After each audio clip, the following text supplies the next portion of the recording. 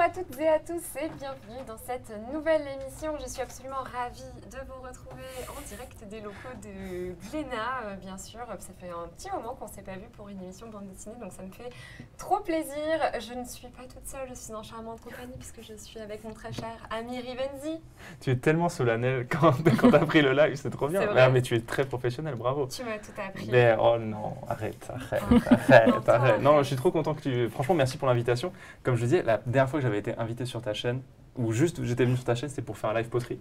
Là, cette fois-ci, c'est pour parler de BD, donc je suis très content. Merci beaucoup de l'invitation, ça me fait très plaisir. Très cool. Je sais aussi que je suis en live sur la chaîne Twitch de Glénat. Donc bonjour, je suis Ultia. On va parler bande dessinée pendant les 2 heures à venir, bien sûr. Et on a un programme très chouette qui s'annonce à nous. On n'est plus dans la période des romans graphiques. Cette émission est une émission qui a été décalée, mais on est quand même ravis de pouvoir la faire aujourd'hui. Mais quand même, vous pourrez dans mon chat ainsi que dans le chat de l'émission de Glénat Live, twitch.tv/Glénat Live, ainsi que ma chaîne à moi, twitch.tv/Ultia, avec le hashtag roman graphique, vous pouvez avoir la chance de gagner la bande dessinée dont on va parler aujourd'hui, qui s'appelle Horizon climatique. Et puis normalement, et si on a le temps, on essaiera de la faire dédicacer par les auteurs que je vais présenter dans un instant, bien sûr. Donc n'hésitez pas à participer pendant tout le long du live, hashtag roman graphique, une fois suffit. Et puis après, il y aura le tirage au sort, donc restez bien jusqu'à la fin de l'émission pour montrer que vous êtes encore là. Ensuite, en plus de ça, vous aurez un magnifique tote bag à gagner, bien évidemment, avec la bande dessinée. Donc voilà, merci Glénat pour la régalade, bien sûr. Merci pour la régalade, Glénat. Exactement. Donc, je le disais déjà, en charmante compagnie, bien évidemment, puisque je suis aussi en présence des auteurs de cette bande dessinée dont on va parler aujourd'hui, Horizon climatique. Iris Amatadion, tu es la scénariste de cette bande dessinée. Et toi, Xavier, tu es au dessin. Xavier Henrion, du coup, vous avez fait cette bande dessinée ensemble. Je suis aussi accompagnée, et alors ça, vraiment, c'est un honneur, parce que pour le coup, oui, ça a du bon le fait que cette émission elle ait été reportée parce que tu n'étais pas censé être là de base. On n'avait pas réussi à t'avoir, on n'avait pas réussi à avoir quelqu'un pour nous parler plus précisément du GIEC, etc., avoir plus d'informations. Donc je suis en présence de Valérie Masson Delmotte, du coup, qui est, donc toi tu es paléoclimatologue, tu es directrice de recherche au commissariat à l'énergie atomique et aux énergies relatives, le CEA. Alternative. Alternative, j'ai dit quoi? Relative? J'ai dit relative? Oui, parce que finalement, tout ça, c'est relatif. C'est trop drôle.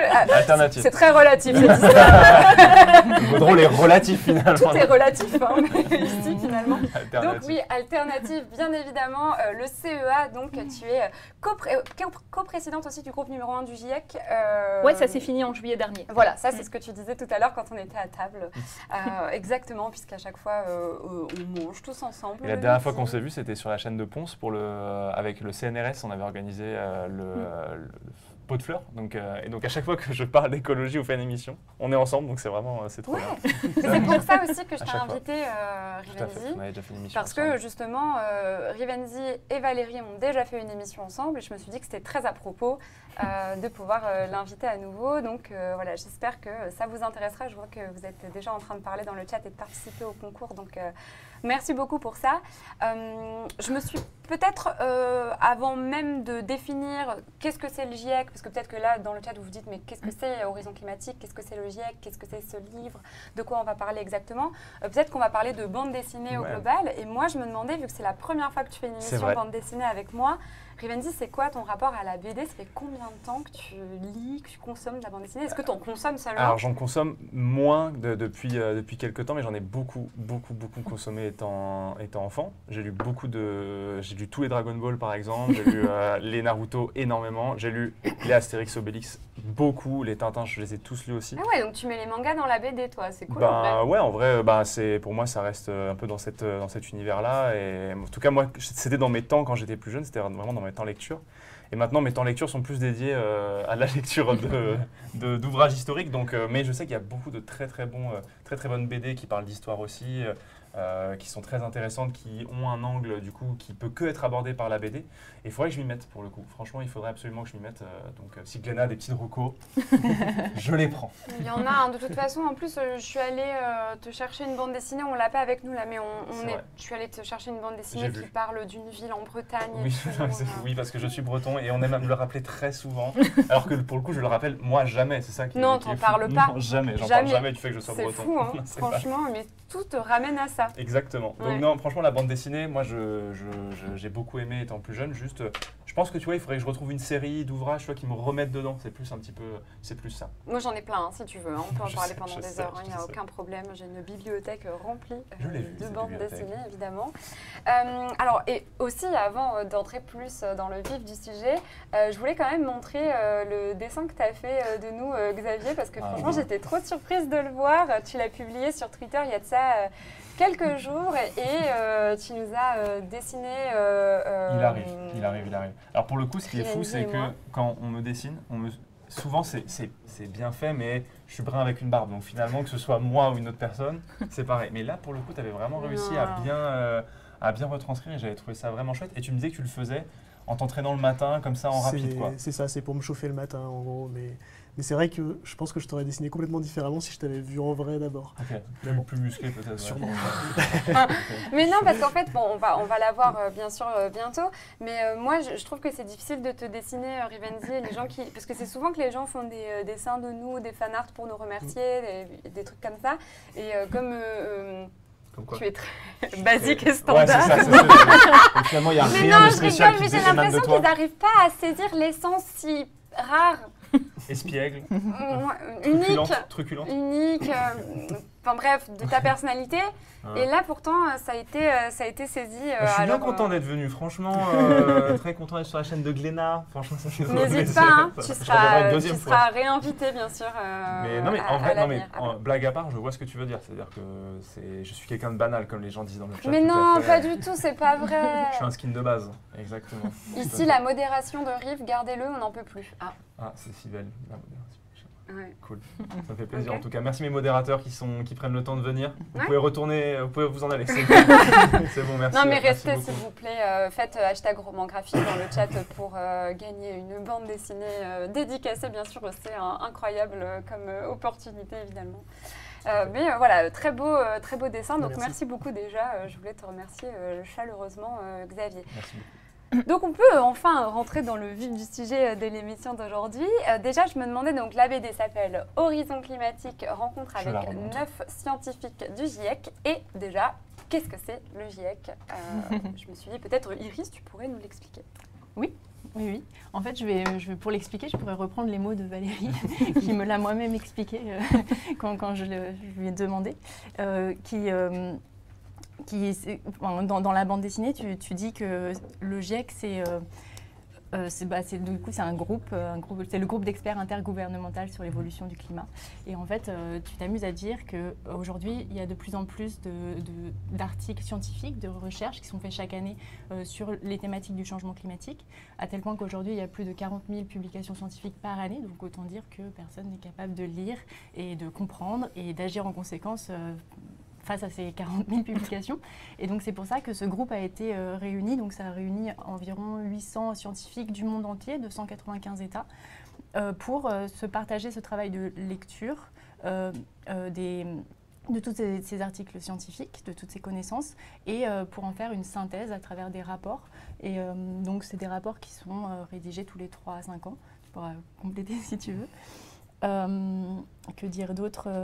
Et le GIEC, du coup, les conclusions principales du GIEC, c'est de dire qu'il y a un changement climatique et que l'activité humaine en est la cause. En fait, une des conclusions principales du groupe numéro 1 du GIEC, c'est de dire que, de façon sans équivoque, qu'aujourd'hui, 100% du changement climatique observé durant la dernière décennie est dû aux activités humaines. Et aussi, une chose importante, en fait, c'est que le GIEC ne se contente pas uniquement de synthétiser les connaissances sur le changement climatique, mais aussi, ça permet de faire un dialogue, un lien avec la société. Et moi, c'est ça aussi que je trouve extrêmement important, c'est que la société puisse s'emparer de ces connaissances pour pouvoir justement comprendre, échanger et agir à la fois individuellement, collectivement, en conséquence. Oui, parce que toi, Iris, en fait, tu es scénariste de cette bande dessinée, mais tu es aussi docteur en sciences de l'atmosphère et du climat. C'est ça. Et du coup, tu étais un petit peu alarmée par un petit peu, peut-être que c'est un euphémisme, alarmée par les changements climatiques actuels, la situation climatique actuelle, et tu t'es dit, bon, ça serait peut-être bien... c'est sûr que quand on étudie, quand on se plonge là-dedans, qu'on étudie ça quotidiennement, on a du mal un peu à prendre du recul, c'est vraiment, ça revient tous les jours. Et j'étais, oui, alarmée par les conclusions des rapports du GIEC, j'étais touchée par les témoignages des auteurs et autrices du GIEC. Dans mon laboratoire de recherche, là où je réalisais mon doctorat, il y avait plusieurs auteurs du GIEC et parfois en conférence dans le labo, moi ça me touche de voir ces témoignages émouvants disant que ça fait plus de 30 ans qu'on dit qu'il y a un changement climatique, la situation est grave et qu'en fait on voit les choses bouger pas à la hauteur de ce qu'il faudrait. Et donc c'est ça qui m'a motivée aussi à partager ces témoignages. Ce qui m'a motivée aussi, c'est de réaliser que quand je sortais de ma bulle de chercheurs et de chercheuses, finalement, j'observais que peu de personnes autour de moi connaissaient ce que c'était le GIEC, ou alors avec une vague idée de ce que c'était. Et donc, c'était important pour moi de partager ça. Dans l'ouvrage, je donne un exemple qui est en fait vrai, qui s'est réellement réalisé. Ça m'arrive souvent encore aujourd'hui. Là, dans l'ouvrage, c'est un exemple en covoiturage, mais quand on me demande qu'est-ce que je fais dans la vie, je dis que j'étudie, je fais de la recherche dans le climat, et on me dit alors, est-ce que c'est vrai le changement climatique ? Et ça m'arrive, mais ça m'est arrivé, ça m'arrive encore aujourd'hui vraiment souvent. C'est ouf. Et pour moi, aujourd'hui, c'est grave de se poser cette question. Et c'est important de prendre conscience de toutes ces connaissances pour pouvoir en parler entre nous et pouvoir agir, créer des solutions. Et voilà. Oui, je pense que tu as raison, c'est grave de se poser la question, mais je pense qu'on ne peut pas non plus se dire que c'est la faute de ces personnes-là si elles la posent et qu'il y a peut-être une raison au fait qu'elles se la posent. Et justement, vous en parlez un petit peu dans cette bande dessinée. Valérie, toi aussi, tu en as déjà parlé du fait qu'on ne parle pas assez du climat. Et du coup, c'est pour ça que c'est intéressant. Horizon climatique, donc ça, tu me dis si je me trompe, mais ça condense les rapports du GIEC au travers des échanges avec des scientifiques, c'est ça ? J'ai essayé de donner un aperçu de la globalité des rapports du GIEC, mais bien sûr, je n'ai pas pu parler de tout. Les rapports du GIEC, c'est 4000 pages et encore, le GIEC a fait un énorme travail de synthèse, c'est hyper impressionnant. Et, tout ça condensé en 4000 pages, puis après, ils ont fait d'autres des synthèses plus accessibles, dont un rapport pour les décideurs, qui lui est a priori le plus accessible. Mais ça reste, il y a un certain jargon, faut le vouloir aussi de lire même ce rapport pour décideurs, il faut se motiver. Et du coup, l'idée de faire une bande dessinée, c'est rajouter des couleurs, un récit, des personnages, des émotions, une histoire, parce que même par rapport à un documentaire classique, là, il y a ce côté, une histoire avec deux personnages qui portent nos prénoms, qui se rencontrent et puis qui vont rencontrer ces scientifiques. Justement, c'était ma question suivante. Je me demandais comment ça s'était passé, votre rencontre, parce que donc, toi, Xavier, je rappelle que tu es au dessin, Iris, je rappelle que tu es au scénario, et en fait, vos personnages, vous-même, vous existez dans la bande dessinée, vous vous rencontrez, vous parlez, et vous voyagez ensemble, finalement, une espèce de quête initiatique pour parler du climat, entre autres. Et je me suis demandé comment ça s'est passé, votre rencontre et la naissance de ce projet, Xavier. Alors, ça s'est pas du tout passé comme ce qu'on raconte dans la bande dessinée. Non, c'est pas vrai. Eh ben non. Vous êtes en train de dire que vous avez totalement romancé. Alors, dans la bande dessinée, je suis vendeur de glace. Okay. Je suis complètement néophyte dans le sujet, mais en fait, c'est pas tout à fait ça. Iris, elle a travaillé dessus seule pendant 2 ans et demi. Elle a fait le scénario depuis 2019. Elle a fait le scénario, fait les interviews, regrouper les informations importantes de chaque interview, de les organiser, etc. Elle a fait un premier storyboard, il y avait 100 pages, je crois, plus de 100 pages. Je me souviens, j'ai passé. Voilà. Et en fait, au départ, elle voulait dessiner seule cette BD, et puis elle s'est aperçue qu'elle mettrait beaucoup de temps. Parce que tu dessines aussi en plus, Iris. Oui. À la base, c'était un peu mon rêve aussi de faire ça, mais en fait, j'ai réalisé qu'au vu de l'urgence climatique, il fallait la publier le plus vite possible. Mais qu'est-ce que tu ne sais pas faire ? Du coup, tu es scénariste. Est-ce qu'on sait jouer un instrument aussi ? Oui. T'es docteur en Oui, sciences voilà. de la atmosphère, tu sais jouer un instrument, en plus tu sais dessiner. À l'aide, Ça commence à faire. la distribution des dons était bien Bah, injuste. je suis argent sur Valorant, donc bon, Ouais, bref. super, merci beaucoup. Je me sens pas mal. Mais donc, ouais, voilà. Elle voulait la dessiner au départ, mais elle s'est aperçue que ce serait trop juste au niveau timing, donc elle a cherché un dessinateur. Je dessine pas aussi bien que Xavier. Ça, Oh. c'est une question de point de vue. Ah, pour le coup, les dessins sont vraiment magnifiques dans la BD, ouais. Merci. Et du coup, elle a envoyé un mail en fait dans un atelier de bande dessinée qui est à Toulouse, où elle vit. Et là-bas, moi, j'ai un ami qui travaille dans cet atelier. Il a vu le mail, il s'est pas posé la question, il s'est dit ok, ce projet-là, je l'envoie tout de suite à Xavier, qui je suis pas du tout à Toulouse, et parce qu'il savait que de toute façon les autres collègues étaient pris par autre chose, et il savait que moi c'est un sujet qui m'intéresse depuis une bonne dizaine d'années. Je me suis pas mal renseigné sur beaucoup de choses, j'ai fait plein de trucs autour, donc moi quand j'ai vu arriver le projet, j'ai pris le temps de le lire quand même. Mais c'est vrai que quand j'ai vu déjà à la base que ça parlait du GIEC, que ça partait de 9 interviews, donc il y avait une fiabilité scientifique hyper robuste, déjà sur le principe j'étais partant, j'ai quand même lu avant. Mais voilà. Oui, parce que toi aussi tu as un profil scientifique, au final tu as fait des études en mathématiques. Ouais, j'ai fait maths sup. J'adorais les maths, j'aime toujours ça d'ailleurs. Mais en fait, je sais pas. Ces gens qui aiment les maths, ils existent. Ils sont Oui. là, Il dans y nos en a. campagnes. Sur les réseaux partout. sociaux. Et sur les plateaux de C'est un Glénat. jeu les maths. Enfin, pour moi c'est un jeu en fait, c'est de la logique. J'aurais bien aimé avoir un Super prof qui fun me donne comme le jeu, goût. j'adore. Bon bref, malgré tout, malgré le fait que je trouvais que c'était un jeu, je me suis dit c'est pas ça que je veux faire. Et j'avais un ami qui dessinait et je me suis dit ah mais c'est vrai qu'on peut faire ça aussi, on peut vivre de ça. Et je me suis lancé dans le dessin à ce moment-là. Ok. Puis voilà. Ça arrive.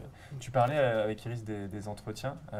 Est-ce que toi, du coup, tu as commencé d'abord par les entretiens ou d'abord par le scénario en étant, je crois que vous avez rencontré Virginie, enfin vous étiez rencontrés par Valérie. une conférence, Valérie, pardon, dans une conférence en 2019. Mais est-ce que du coup, tu avais déjà commencé à réfléchir ou est-ce que c'est avec les interviews Mais- après que... Ce qui est assez magique, moi je suis très heureuse que Valérie soit là aujourd'hui. Et en fait, c'est la première fois qu'on se rencontre en vrai.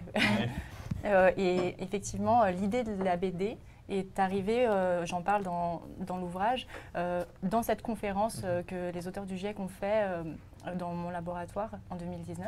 Et à la fin de la conférence, après que Valérie ait présenté, je me suis tournée vers la personne avec qui j'étais à ce moment-là. C'était pas moi. Mais qui n'était pas Xavier, alors que dans la BD c'est C'est ça. En Xavier, fait, ce qui est d'accord. rigolo, c'est que j'ai écrit cette BD avec un second personnage qui était fictif, que dans mon scénario j'ai appelé il y avait déjà un longtemps deuxième personnage, ok. le naïf, ou alors je lui avais donné ce petit nom de Artifice parce que je ne trouvais pas de nom.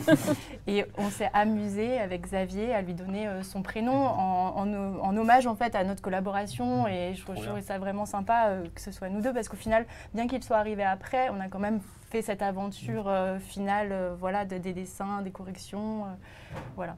Et donc l'idée de la BD est venue après cette rencontre, j'ai envie de dire rencontre avec Valérie, mais moi je l'ai vue, mais elle m'a peut-être pas vue dans le public. Et je me suis tournée vers cette personne et j'ai dit, oh, mais c'est ça, il faut que je fasse une BD sur le GIEC. Et bon, après, La fulgurance. la réalité des choses, c'est que j'en ai parlé tout timidement à Hervé Douville, qui était dans mon laboratoire à l'époque, donc qui est aussi un des chapitres qui fait partie de l'ouvrage, et qui m'a encouragée avec beaucoup d'enthousiasme et qui a répondu à une première interview. Et puis de là, il m'a conseillé une autre personne, et puis de là, j'en ai construit un scénario. Et puis, c'est un peu comme dans l'ouvrage, chaque personne m'a conseillé des personnes. Je crois que tu m'avais conseillé Wolfgang Kramer, qui lui-même m'a conseillé Henri Weissmann. Et puis à la fin, C'est une voilà. enquête au fur et à Ça mesure. s'est découpé comme ça, ouais. C'est une vraie enquête, c'est une histoire vraie et fausse. En fait, le personnage de Xavier, je l'ai construit comme une part de moi-même, en fait, et de tout le monde, dans cette prise de conscience du changement climatique, cette part où moi j'ai découvert, je suis passée par toutes ces phases, on en reparlera, émotionnelles par lesquelles ce personnage de Xavier va passer à travers la BD, tous ces questionnements. Et en fait, c'est très intéressant le personnage de Xavier parce qu'il est presque des fois agaçant sur ces questions parce qu'on se dit mais c'est évident. Sauf que des fois, on a les mêmes questions que Xavier. Et du coup, on se dit, en fait, sur certains aspects, En fait, sur certains aspects, j'ai l'impression d'en savoir plus, mais sur d'autres, où je suis en mode, non, mais en fait, je suis comme Xavier, quoi. Je n'en sais pas beaucoup plus. Mais ça dépend à quel état de conscience, j'ai envie de dire, ou de connaissance sur le changement climatique tu as. Et il y a des personnes qui se posent ces questions, il y en a d'autres qui vont se dire, bah, je me les suis déjà posées. Mais on en a besoin de ce personnage dans la bande dessinée, justement, parce qu'en fait, on a besoin d'avoir une espèce de regard neuf qui va se poser les questions parfois naïves, parfois, souvent assez pertinentes au final. Et aussi, au-delà de ça, la manière dont on va répondre à ce personnage va être assez simple et compréhensible de tous et toutes. Parce que comme tu l'as dit, ça dépend à quel niveau on se situe de connaissances. Et en réalité, parfois, en fait, déjà que toutes ces informations, et même si le GIEC fait un travail monstre, comme vous l'avez dit au début, de condenser, de vulgariser tout ça, je dis vulgariser pas dans un terme péjoratif, hein, mais déjà que c'est un travail monstrueux, en fait le but de la bande dessinée c'est de le faire lire au plus grand nombre, et alors si on ne comprend pas, on va lâcher les lecteurs, et c'est pas du tout l'objectif, quoi. Donc il est très bien pensé, ce personnage de Xavier au final. Ça c'est vraiment son rôle, c'est quelque part il passe par toutes les étapes par lesquelles nous, on pourrait passer en découvrant toutes ces données, toutes ces informations. Donc des fois, il peut être complètement naïf, des fois, il peut être, avoir des questions justement assez fines, des fois, il parle limite dans le climato-scepticisme. Donc ouais, c'est vraiment son rôle, quoi. Et du coup, toi aussi, Valérie, j'imagine que l'exercice devait être intéressant, déjà que vous discutiez ensemble, mais aussi voir comment est-ce que dans la BD, parce que j'imagine que vous avez discuté longtemps toutes les deux en visio, il y avait eu l'interview, mais pour le retranscrire après en planche, j'imagine que toi, il y a un travail de réadaptation. Toi, du coup, c'est intéressant de voir comment est-ce que ce que tu avais dit était traduit en dessin, mais aussi par ton personnage, de toi en personnage qui est dans le... Donc moi, là, je sors du bouquin. Exactement, tout à fait. Et en fait, moi, ce que j'ai adoré, c'est le fait de donner un visage humain. Donc un visage humain à ce travail en fait qui est en fait assez rigoureux d'évaluer l'état des connaissances. Les connaissances pas pour faire un livre de cours ou une encyclopédie, mais les connaissances qui sont utiles pour donner sens à ce que chacun vit dans un climat qui change, et les connaissances par rapport aux solutions qu'on peut mettre en œuvre pour limiter le réchauffement, pour y faire face, et donc se projeter dans l'avenir finalement. L'horizon climatique, c'est notre horizon à chacun, à chacune. Et vous donnez tous les deux en fait un visage drôle, un visage humain, à la fois à l'expérience de ceux qui ont dévoué parfois 3-4 ans de leur vie en fait professionnelle pour faire ça, et aussi en fait le rendre accessible, c'est-à-dire presque prendre par la main les personnes qui se posent des questions avec les deux personnages, leurs quêtes, leurs réflexions, leurs échanges. C'est en fait une forme d'appropriation.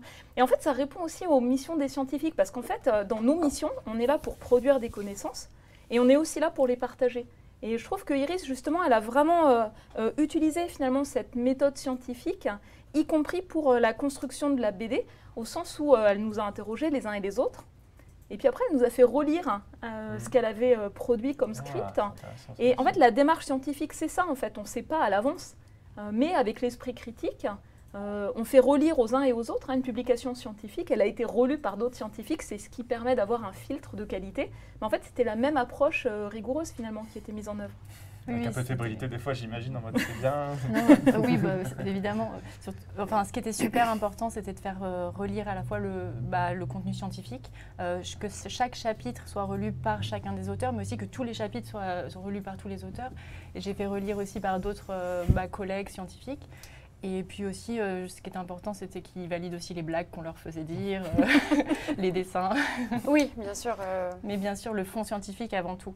Ça, c'était le principe de base. Mais surtout que dans la bande dessinée, le personnage de Xavier, bon, c'est pas moi.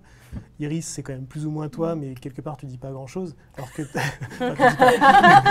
tu me guides, on va dire. Voilà. Non, mais c'est la fête de tout le monde. Il y en a un par dizaine de minutes, tranche de dizaine de minutes qui se prend un scud. Elle parle quand même.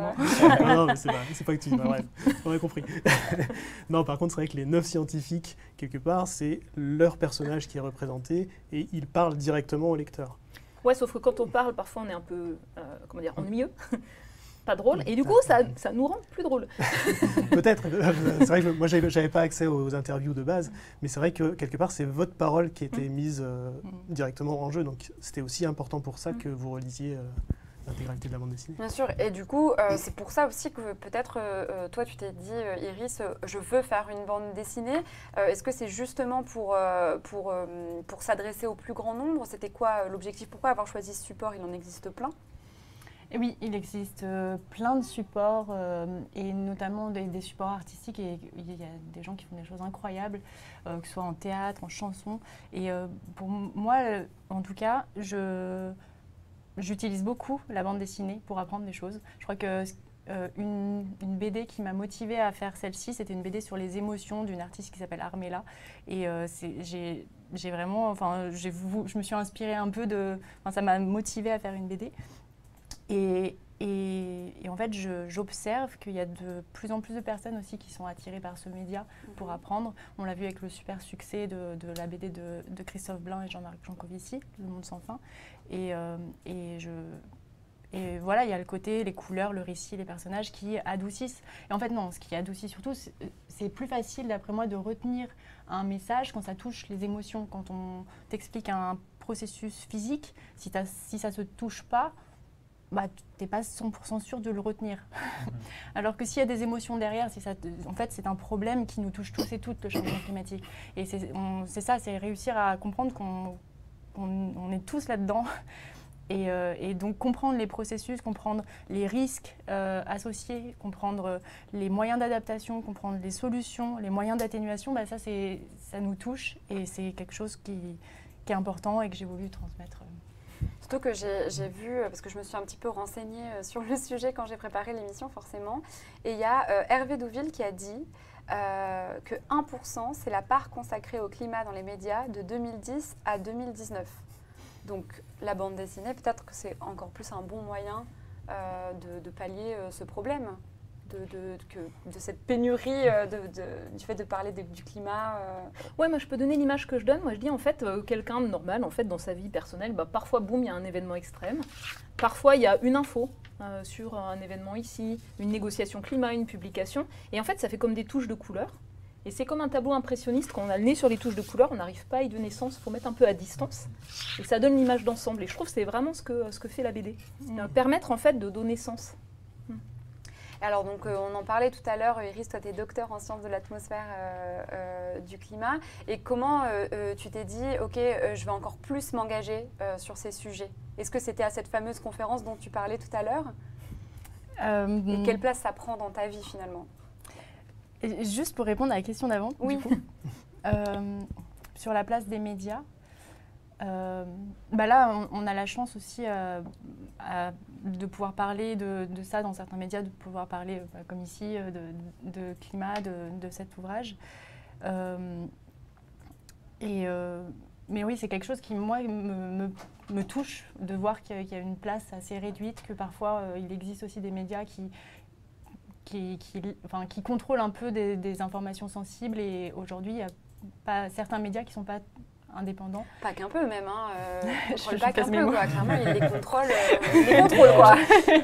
je parle avec les mots. On se passe les mots ici, bien sûr. Voilà, et c'est quelque chose qui me touche et qui est grave à mes yeux et qui est dangereux, voilà. Mais d'une certaine façon, c'est vrai, c'est que quand on parle des médias, il y a les médias, donc les médias publics, les médias privés, et il y a les indépendants. En bande dessinée, quelque part, tout est privé, il n'y a pas de bande dessinée publique. S'il y a quelques trucs, mais bon, malgré tout, quand ça arrive dans les étals, il n'y a pas de... Toi, tu regardes pas ça, ou là, on va mettre un drap devant ce rayon-là. Pour la rigueur, le libraire, quoi, qui peut choisir si oui ou non, il va mettre ça en rayon. Dans ce cas-là, on choisit pas. Le libraire climato-sceptique ne mettra pas Horizon Climatique. J'imagine la dinguerie. Mais c'est sûr que ça. Mais il y a au moins une librairie en France qui n'a pas voulu le mettre parce qu'il est en mode c'est quoi ces conneries. Mais bien sûr. Certaines librairies en France, ça existe. Mais ouais, c'est ça. Du coup, la bande dessinée, elle passe au-delà de ça. Alors, c'est pas le seul média qui passe au-delà de cette. Je sais pas si on peut appeler ça de la censure, mais ouais. Je peux ajouter un truc, en fait. Bien sûr. En fait, dans les médias, le flux d'informations, c'est quand même assez rare de donner la parole aux scientifiques. Et c'est rare d'avoir des moments où, en fait, quelqu'un qui se pose des questions peut avoir l'occasion de dialoguer avec des scientifiques, notamment en sciences du climat, ou des réponses par rapport au changement climatique. Et finalement, c'est ce que la BD met en scène. Elle met en scène avec les deux personnages un questionnement, une réflexion, des échanges qui questionnent aussi les scientifiques. Et donc pour moi, ça fait partie des enjeux presque démocratiques en fait. Rendre la science accessible pour que chacun puisse chercher des informations, y réfléchir, en tenir compte. C'est un enjeu démocratique.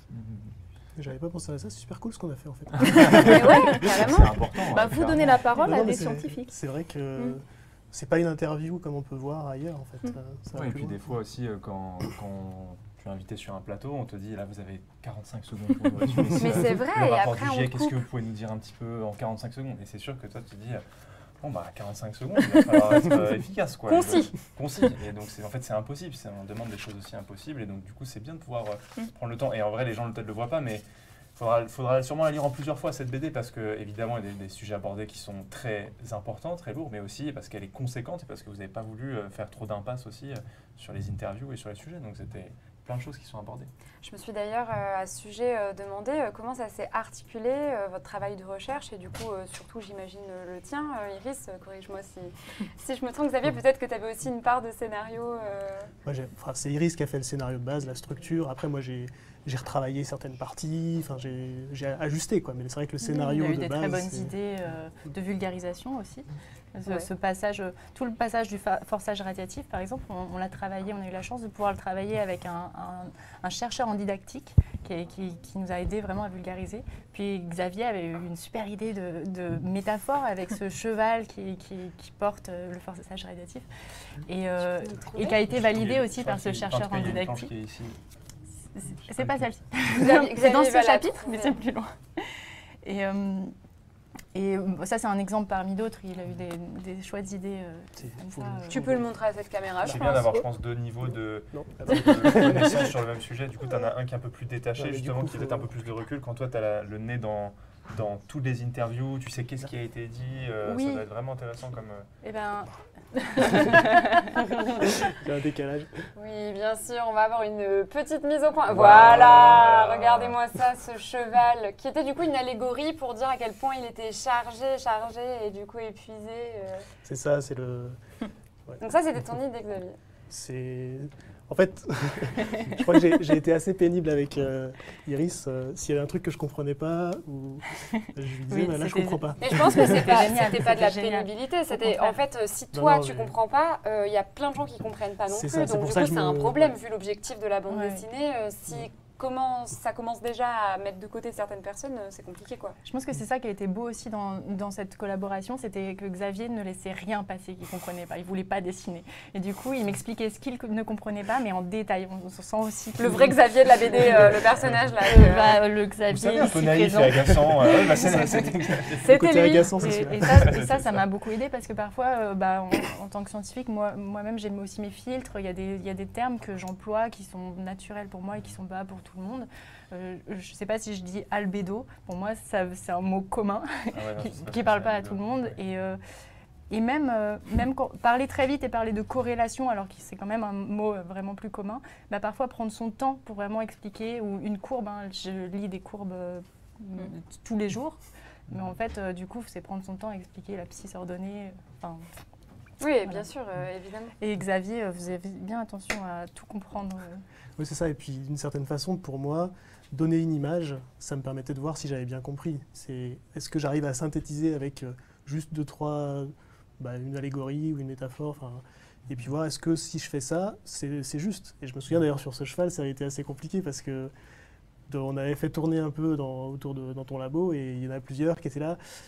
C'est juste, mais c'est pas tout à fait ça. Donc Oui, il a parce que fallu, j'imagine que quand tu prends des libertés pour expliquer quelque chose, finalement, d'un point de vue scientifique, on va peut-être se dire, c'est pas tout à fait comme ça que ça C'est se ça. passe, non? Ouais, mais en fait, même dans le langage scientifique, on utilise des images. Par exemple, quand on dit les gaz à effet de serre, c'est pas comme une serre. Ça fonctionne pas pareil qu'une serre où on met des vitres.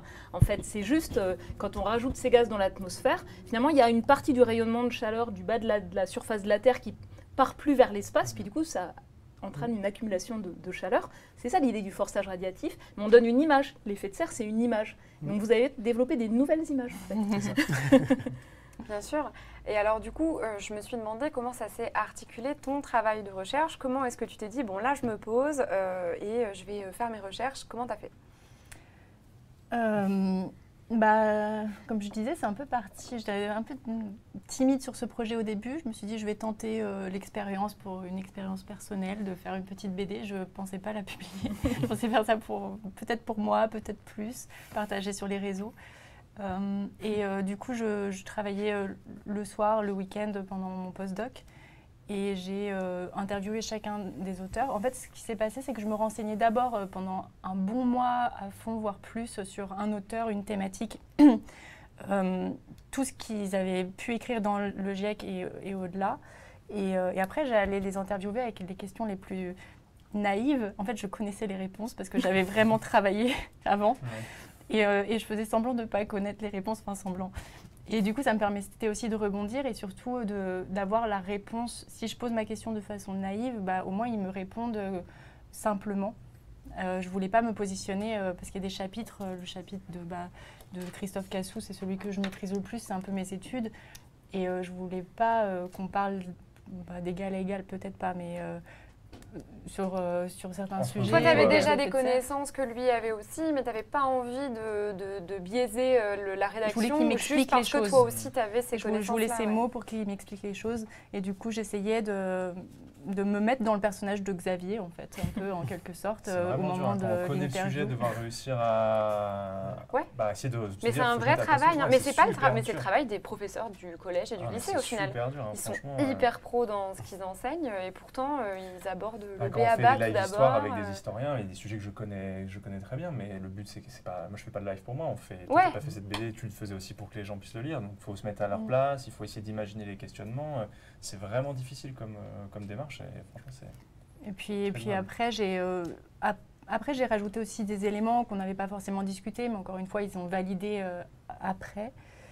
Et puis, en fait, ce qui était important, du coup, la BD, elle se structure, c'est un chapitre, un auteur du GIEC, une thématique, un chapitre, une couleur aussi. En fait, la structure, c'est surtout que j'ai cherché à... Le GIEC est composé de 3 grands groupes de travail. Et j'ai cherché à avoir des auteurs de chacun de ces grands groupes de travail. Et le premier grand groupe de travail porte sur la compréhension du changement climatique. Donc les premiers auteurs comme Valérie et Christophe Cassou et Hervé. Roland, il vient du rapport 1.5. D'où le groupe numéro 1, groupe numéro 2, et groupe numéro 3. Voilà, ils viennent de ce premier grand groupe et après les auteurs suivants viennent du deuxième grand groupe de travail sur les risques des changements et les moyens d'adaptation. Okay. Et les derniers auteurs proviennent du troisième grand groupe de travail sur les solutions, les moyens d'atténuation. Et en parallèle de cette structure principale, j'ai cherché à suivre la structure de la courbe du deuil. En fait, c'est les émotions que Xavier, le personnage de Xavier, vit en fait à travers l'histoire. Et suivant ce qu'on appelle la courbe du deuil, qui est une courbe, un modèle utilisé pour décrire l'état émotionnel d'une personne à la suite d'un choc. C'est utilisé en éco-psychologie, notamment avec les travaux de Johanna Massy, ou encore Pablo Servigne en parle. Et qui décrit donc toutes les émotions. J'ai vu un peu cette courbe passer, c'est pour ça que j'en parle aussi. Toutes les émotions que peut subir une personne à la suite de quelque chose de choquant. Et ici, pour le personnage de Xavier, il apprend le changement climatique. Et du coup, il subit ce choc. Puis après, il passe par des phases de déni. Il ne veut pas y croire. Donc là, je me suis un peu inspirée de discours climato-sceptiques aussi. Mais c'est normal parce que du coup, comme on en a parlé tout à l'heure, tu condenses, tu passes forcément par de la vulgarisation, de la didactique, tu en parlais tout à l'heure. Donc du coup, il peut forcément, tu te dis, voilà, les gens qui vont avoir mon livre entre leurs mains, peut-être qu'ils vont être sceptiques à un moment donné, je dois répondre à ces questions-là. Ou peut-être qu'ils se feront affaire à des gens qui eux-mêmes sont sceptiques et qui devront leur répondre aussi. Donc c'est pour ça. Oui, c'est ça, tout à fait. Et après cette phase de déni, il y a une phase de colère. Donc on est en colère d'apprendre ce qui se passe, puis après il y a une phase de négociation, on va essayer de trouver des petites solutions pour répondre aux problèmes, puis après il y a une phase de désespoir, en fait on se dit que ces petites solutions elles vont servir à rien, que ça sert à rien de recoller les petits morceaux, en fait c'est foutu. Et moi c'était vraiment important de parler de cette phase de désespoir, cette phase d'anxiété, parce que autour de moi, enfin moi déjà je me protège régulièrement face à ça, et puis autour de moi j'ai aussi beaucoup de personnes qui me disent subir ça violemment, partir 6 mois en arrêt de travail pour solastalgie, c'est ce terme utilisé pour parler d'éco-anxiété. Ah oui, c'est un terme. Je connais le terme éco-anxiété, mais pas solastalgie. Et du coup, c'était important aussi de donner des clés aussi pour se sortir de là, et surtout de montrer que cette courbe, en fait, elle va plus loin, elle remonte, et qu'après cette phase qui n'est pas fatale, en fait, on peut passer par une phase d'acceptation, puis d'expérimentation, on va essayer de vivre autrement, puis de prise de décision, changer un peu notre mode de vie jusqu'à l'intégration, qui est une sorte de résilience.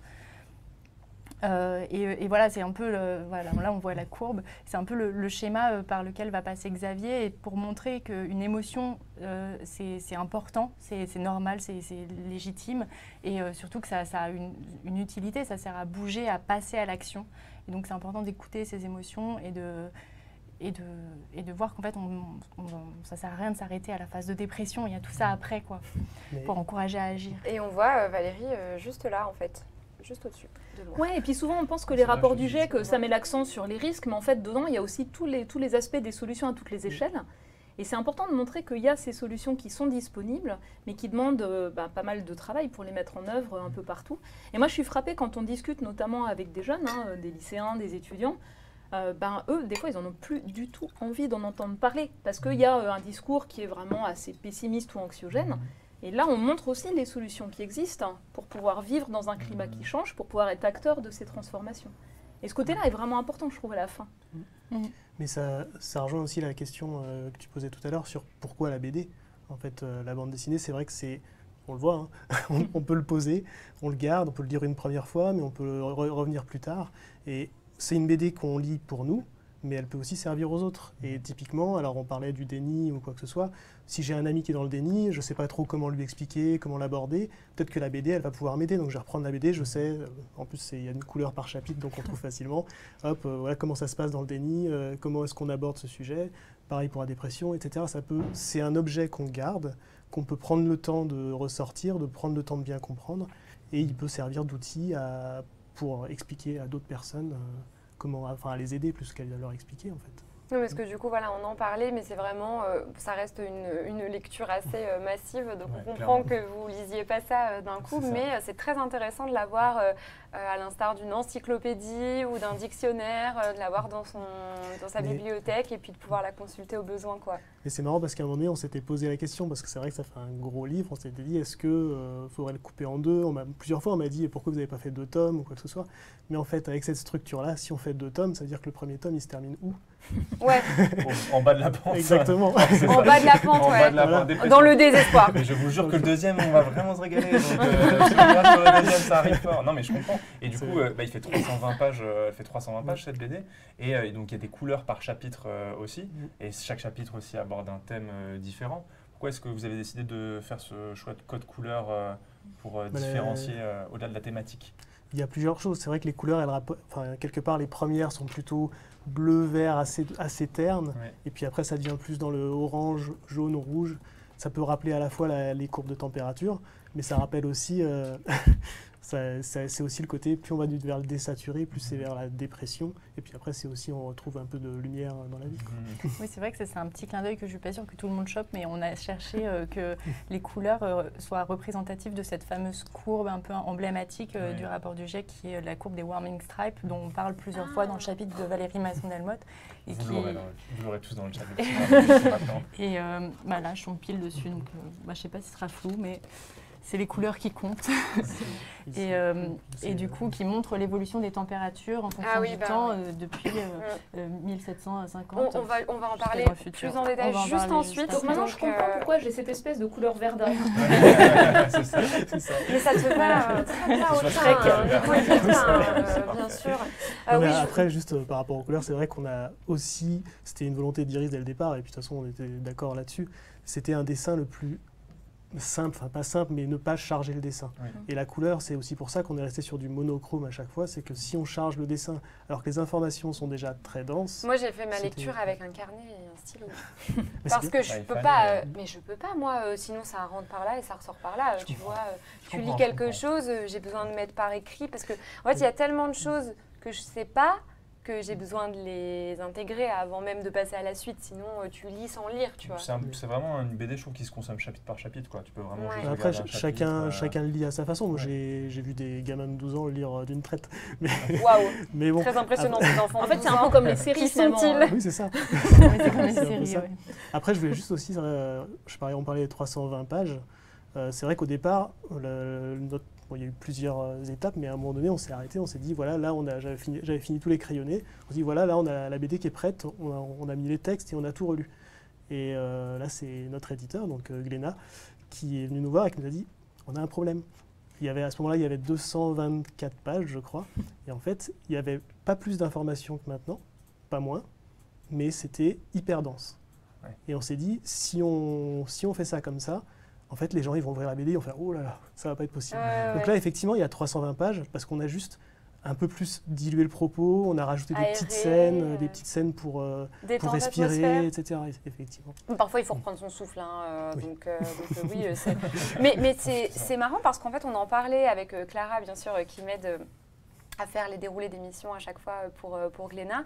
On en parlait toutes les deux, on a eu le même sentiment à chaque fois qu'on était à bout de souffle et qu'on était à deux doigts de poser le livre et d'être en mode « Bon, alors là, je fais une pause, c'était beaucoup d'un coup ». Et bien, il y avait cette phase un peu fun et légère qui arrivait.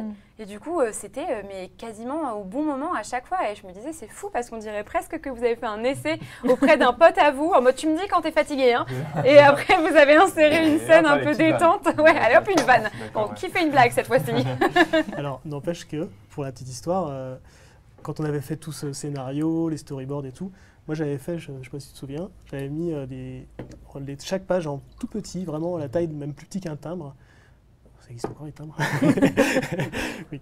J'avais mis des couleurs en fait. Une page où il y a une information importante, une information compliquée, une blague, une courbe, etc. Et j'avais essayé de voir comme ça de façon globale sur l'album pour voir où est-ce qu'il y a des endroits où c'est trop dense. Est-ce qu'il ne faudrait pas couper un peu, etc. Ah, c'est intelligent hein, de fonctionner comme ça. Donc c'est comme ça que tu as fonctionné pour le découpage aussi, du coup. C'était en parallèle en fait. Ouais. Punaise, trop Super intéressant. bien. Et alors, je me suis demandé, peut-être, Valérie, Iris, du coup, toutes les deux, vous avez échangé comment? Vous avez fait des visios? Parce que dans la bande dessinée, vous vous rencontrez, vous vous parlez. Comment ça s'est passé? Bah, il y a déjà Parce que pardon, excusez-moi, mais le premier chapitre est dédié vraiment à Valérie, justement. Bah, il y a déjà le fait que la conférence que Valérie avait faite m'a beaucoup inspirée et donc j'en parle dans l'ouvrage. Puis après, je dois avouer que Valérie, c'était celle parmi tous les auteurs où j'étais le plus intimidée. J'ai écrit mon message, je l'ai relu 50 fois. Je l'ai envoyé en me disant « Elle va jamais me répondre, elle doit être extrêmement occupée ». Et en fait, elle m'a répondu dans la minute en disant « Excellente idée, quand est-ce qu'on se rencontre ?» Non, en fait, J'ai pas lu, j'ai pas le temps. Horrible. Bah, trop bien. L'inverse, c'est super. L'inverse. Et du coup, on a fait une visio où j'ai posé mes questions. Et de là, j'ai commencé à travailler le scénario. Et en fait, ce qui est rigolo, c'est que c'était une des premières personnes que j'ai interviewées. Et du coup, le temps que j'interviewe toutes les autres, ça a mis vraiment du temps. Et je suis revenue hyper timidement, encore une fois, 1 an, voire plus après, en disant « Coucou, en fait, j'existe encore. Je travaille encore. » J'ai continué ce projet.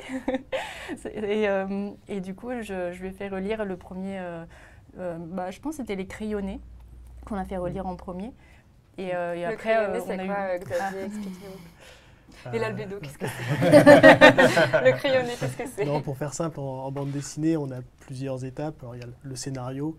Ensuite, il y a ce qu'on appelle le storyboard. Le storyboard, il peut être écrit, il peut être dessiné, où on fait vraiment les cases de façon très sommaire, avec limite des bonhommes bâtons, etc. Pour commencer à penser comment on va mettre les personnages dedans, quel point de vue, etc. Et après, on passe au crayonné. Donc là, on dessine tout au crayon, avec d'autres techniques. Il y a plusieurs façons de faire. Et on dessine toute la BD. Donc le dessin est fait à ce moment-là. Et après, on passe à un ancrage. Alors, l'ancrage, c'est très large aujourd'hui. Hein. Ça peut être à l'encre. Moi, j'encre encore avec des pinceaux, des stylos, tout ça. Ah oui, donc ça, c'est un travail papier, quoi. Oui, c'est au papier. Ouais. Après, il y en a qui laissent au crayon, qui juste font en sorte que le crayon soit plus clean. Il y en a qui encrent à l'ordi. Enfin, il y a des fois qui sont tout est numérique, des fois. Ouais, tout est Il y a autant de techniques que d'auteurs. Ouais. Donc toi, à ce moment-là, Iris, tu viens avec le crayonné, tu reviens vers Valérie. Je leur ai fait valider chacun d'entre eux et elles les crayonnés, du coup, avant justement qu'il y ait l'ancrage et la colorisation. On a eu des échanges de mails.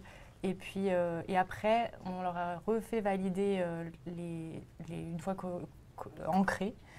Et après, on leur a refait valider une fois l'ensemble, une fois... Est-ce que c'est bon? Est-ce que c'est bon? Mais là, vraiment, c'est bon ou pas? Mais est-ce que vous avez eu beaucoup de retours à ce moment-là? Trop intéressant comme question. Bah oui, on a eu beaucoup de retours. On a eu beaucoup de retours. Il y avait des chapitres, c'était des quasi... Enfin, il y avait des petits trucs à corriger. Il y en a d'autres, on a vraiment travaillé, on passait du temps. Je sais que Christophe Cassou, je me suis redéplacée. On a passé toute une après-midi à retravailler des trucs. Et ça dépendait des chapitres, vraiment, on a eu beaucoup de retours. Le chapitre de Valérie, c'était le plus simple parce qu'il présente le GIEC, il y avait moins de... C'était vraiment... Il y a eu moins d'allers-retours, d'échanges, Mais par contre, quand on a discuté, il y avait un moment donné, on a partagé des anecdotes, des choses comme ça, puis après j'ai vu que c'était rentré dedans dans les dessins, du coup c'est assez marrant à voir en fait comment l'échange prend forme d'une autre manière. Et il est retranscrit. C'est vrai que parfois on lit des articles de journaux sur ce qu'on a dit ou sur ce qu'on a vu, mais là on le voit dessiner et être très vivant. Et parce que quand on a échangé, j'ai dit super bonne idée. Puis après je me suis dit mais qu'est-ce que ça va être? Comment c'est possible de le faire? L'anecdote de la poterie. Oui. L'anecdote de la poterie. Est-ce qu'elle va accepter? Racontez-nous du coup cette anecdote. Oui, de la alors poterie.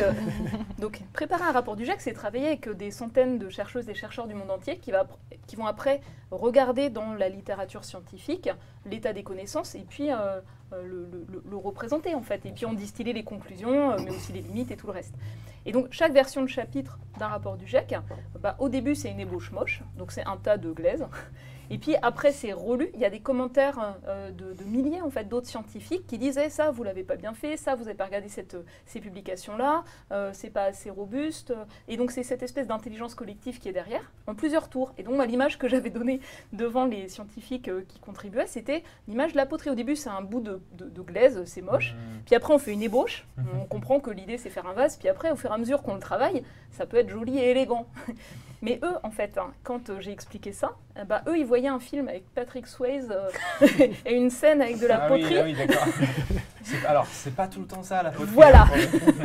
Donc, il y a ce qu'on essaie d'expliquer, puis comment c'est compris, en fait. Oui, en plus, c'est marrant parce qu'avec Rivenzi, justement, on a fait un live poterie ensemble.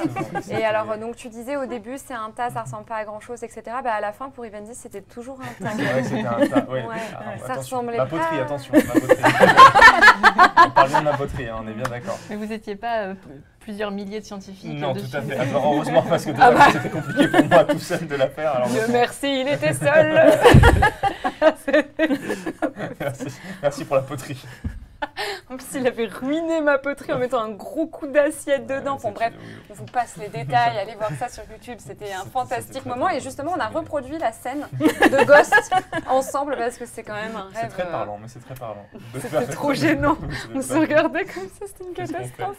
Donc, très belle allégorie, magnifique. Voilà, mais nous, à la fin, c'est un pavé de 3000 pages en anglais, illisible, avec plein de jargon. Et donc, c'est beaucoup moins joli que ça. Bien sûr. Et donc, cette scène de poterie est utilisée savamment dans cette bande dessinée puisqu'elle a été...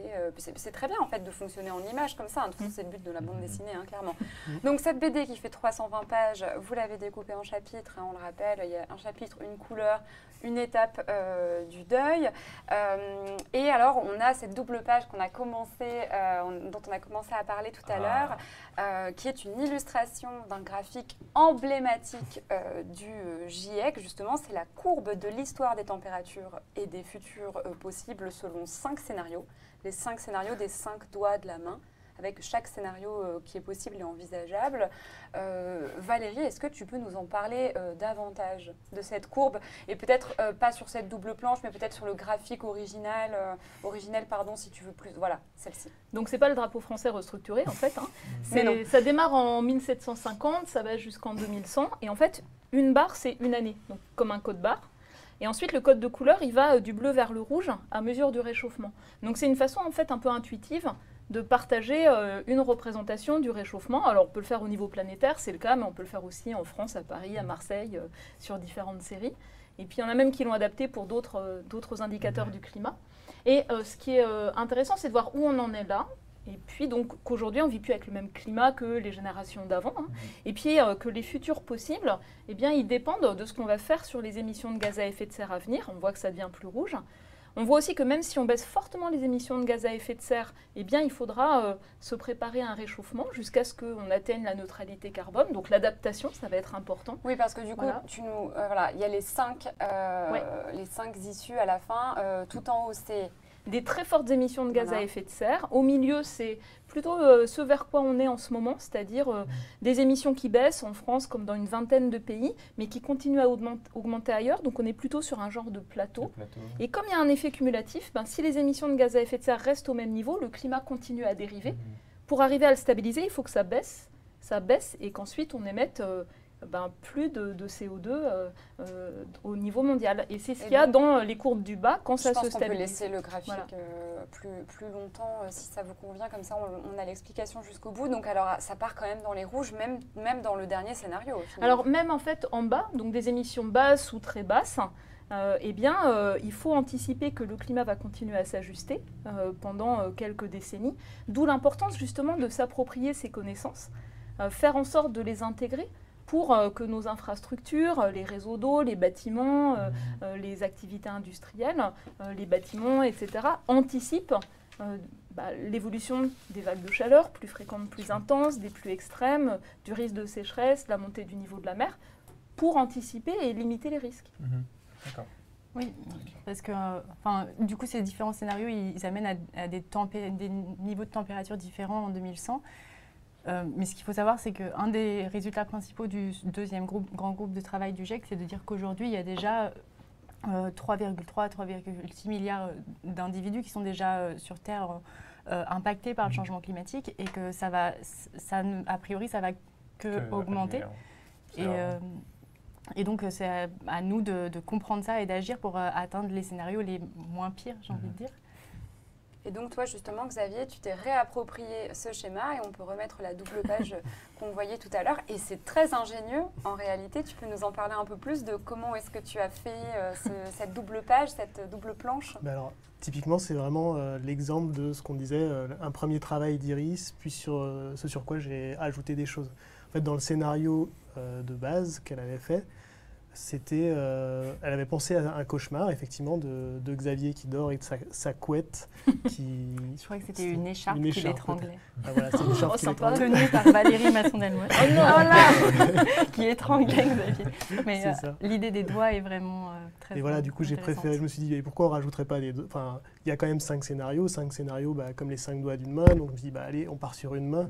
Et on est parti sur cette main cauchemardesque qu'on a mis vraiment en double page, en gardant par contre cette espèce d'intervention de Valérie qui est là. Qui dompte la main, on la voit là, debout. En bras de fer, littéralement avec une main géante. Bleu c'est froid, rouge c'est chaud, bleu c'est froid. Et ça a vraiment rentré dans cette espèce de... transformer cette courbe en un... Et on pourrait même retourner la main et dire c'est entre nos mains. C'est vrai. Waouh, en version positive. Bon, la main elle est un peu plus anxieuse. C'est le début du livre, donc voilà, mais à la fin on aurait dû la remettre. Ouais, c'est vrai. Et donc du coup, je me demandais aussi, donc ça fait partie de ce travail de vulgarisation dont on parlait un petit peu tout à l'heure. Donc ces dessins, aussi les moments où on respire, où on rigole, etc. Valérie, je me suis demandé, ça t'a fait quoi de te voir comme ça, dessiner, bouger? Tu t'es trouvée Alors, je n'ai pas essayé de le regarder comme moi, en fait. Je n'ai pas essayé de le voir comme à titre personnel, comment vous traitez mon personnage, mais comme quelqu'un qui le lirait. Et j'ai trouvé, il y avait plein d'astuces en fait, de mise en scène, de choses comme ça pour rendre accessible. Moi, c'est ça qui m'a frappée. Et puis après, mon mari, donc comme on a reçu la BD à la maison, Mon mari l'a lu et en fait, je l'entendais qu'il rigolait à côté de moi. Lui, il rigolait de la façon dont vous m'aviez dessiné. Ah oui, c'est vrai. Mais attends, tu nous as raconté quelque chose au restaurant avec tes filles tout à l'heure. Ouais, parce qu'en fait, tu m'as dessiné en Wonder Woman. Et alors là, c'est pas du tout comme ça que mes filles me voient en fait. Comme on parlait du chèque. En vrai, si j'ai fait ça, c'est parce que c'était la façon dont Iris te voyait. Iris, elle Au moment disait d'envoyer le toujours, mail, ah, premier Valérie, mail, elle est trop forte. et tout. Non, pas à ce point-là. Mais c'est rigolo aussi de mettre des personnages de Bien sûr, super-héros. évidemment. Par exemple, il y a une page qui m'a marquée, c'est la page numéro 142 et on va la voir justement comme ça, vous verrez de quoi je parle. Je me suis demandé, même si on a déjà commencé un peu à répondre à cette question, pourquoi vous avez voulu mettre en avant l'aspect personnel, émotion, en plus de cette vulgarisation scientifique. C'était dans quel but ? Bah alors, bon, je vais surtout laisser parler Iris là-dessus parce que c'est vraiment son truc, on va dire. Mais de façon toute simple, en fait. Les émotions, c'est essentiel. Soit ça nous bloque, on est dans la dépression, on fait plus rien. On reste dans notre coin et puis le climat, on l'oublie et puis voilà. Soit c'est ce qui va nous pousser à agir et c'est là qu'il faut aller en fait. Donc après j'imagine que tu veux développer là-dessus. Oui, j'ai déjà un peu répondu, mais effectivement, c'était une façon de toucher les gens aussi, qu'on puisse se reconnaître dans ce personnage, qu'on puisse reconnaître ses émotions qui sont vécues. L'aspect personnel, je crois que j'avais une part de moi qui avait envie un peu de raconter aussi ces rencontres. Et à travers le personnage de Xavier, comme je disais, il y a aussi une part de moi dans ce personnage, de toutes ces questions par lesquelles j'ai pu passer au cours de mes études, de ma découverte, de mes découvertes encore aujourd'hui en fait sur ces thématiques. Et voilà, je sais pas, c'est très clair. Il y a une question dans le chat qui demande est-ce que dans le livre on retrouve une astérisque qui explique d'où vient l'idée de la main et sa corrélation, etc. Non, il n'y a pas vraiment de note d'auteur. En fait, on a fait il y a un lien pour aller plus loin, dans lequel on donne des références. Non, effectivement, on ne note pas de oui, c'est plus c'est les sources, oui, etc. C'est pas. Non. Après, à propos de cette courbe aussi, tu l'as un peu dit, elle est réutilisée pour d'autres. Je trouve qu'elle représente bien à quel point le GIEC a fait un gros travail aussi de vulgarisation, j'ai envie de dire, en tout cas de transformation des courbes à travers des super belles images. Bien compréhensible. Il y a plein de graphiques que à chaque fois j'étais impressionnée. Je me suis dit, mais c'est trop bien représenté. Et cette courbe, elle a été aussi utilisée dans l'IPBES, donc on va dire le GIEC de la biodiversité. On en parle aussi un peu dans l'ouvrage. Et là, c'est des couleurs du jaune au gris, je crois, et qui montrent un peu l'état de la crise de la biodiversité. Ce qu'on peut dire, c'est qu'en fait, cette représentation les codes barres en fait, du climat, ça a été inventé par un climatologue britannique qui s'appelle Ed Hawkins, qui fait tout un travail avec des designers en fait, spécialistes sur les graphiques, pour essayer de trouver une manière, je sais pas comment dire, populaire en fait, de représentation du réchauffement. Et tous les ans, le 21 juin, c'est le jour en fait où on partage ces réactualisations des codes barres pour le climat mondial. Même l'Organisation météorologique mondiale l'a repris tellement c'est puissant. Il y a une équipe de foot au Royaume-Uni qui l'a mis sur ses t-shirts. Il y a une équipe de volley en France qui l'a mis sur ses t-shirts. Il y a des courses de vélo où les gens le mettent sur les t-shirts. J'ai vu quelqu'un avec une chemise Warming Stripe se balader dans la rue. J'ai pris une photo pour Xavier. Mais non, mais c'est incroyable. Ah mais oui, c'est fou. Ça matérialise finalement quelque chose qui est parfois un peu abstrait pour les gens, qui est ces indicateurs du climat. On l'a mis subtilement dans les couchers de soleil aussi à la fin. On le voit à la fin. Mais au-delà de cette courbe, c'est vrai que j'avais lu le rapport pour décideurs. Ouais. Et il y a énormément, justement, il y a pas mal d'infographies, d'images. Et justement, j'avais demandé à Christophe, il me semble, qui m'avait dit qu'effectivement, il travaille avec des graphistes pour sortir ces courbes qui sont vraiment hyper efficaces, je trouve. Alors, en fait, on a travaillé avec des designers de graphiques. Et moi, j'aime beaucoup en fait je savais même pas ce travail existait. Et moi, j'aime beaucoup le rapport de synthèse du GIEC. C'est vraiment, donc il y a 10 000 pages de rapports super approfondis, etc. On en fait un truc de 20 pages qui résume tout. Et on a une figure qui montre ces warming stripes là. Et en dessous, on a mis des gens. Et on a mis en fait des gens qui sont nés en 1960, en 1990, en 2020. Et en fait, ça donne un visage humain aussi à ces évolutions du réchauffement.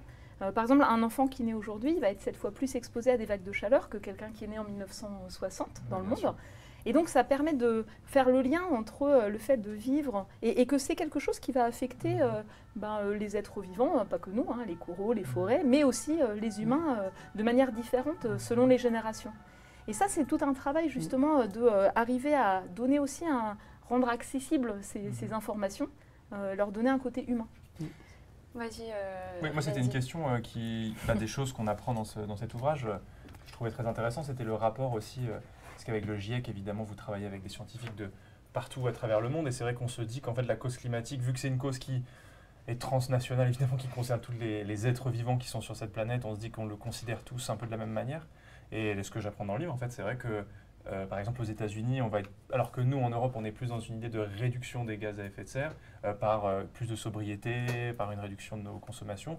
Aux États-Unis, on va être plus dans une technologie qui va venir aider à empêcher ce réchauffement climatique. Et donc, rien déjà que cette approche différente, moi, je l'ai découvert complètement dans l'ouvrage, quoi. C'était vraiment intéressant. Et je ne sais pas si vous avez discuté avec du coup, les différents scientifiques, est-ce qu'il y avait ces différentes approches selon les pays aussi qui pouvaient émaner, quoi. Pour moi, c'est vraiment le côté génial de travailler avec des scientifiques du monde entier, parce qu'on partage une démarche, en fait, une rigueur, une expertise, mais on est aussi dans des contextes différents.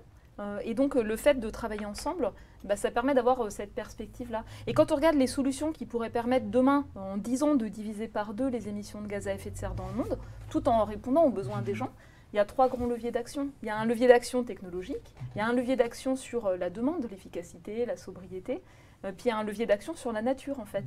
Préserver les écosystèmes, leur capacité à stocker du carbone. Et après, on voit culturellement, dans différents pays, dans différents contextes, eh bien, il y en a qui vont privilégier l'un ou l'autre.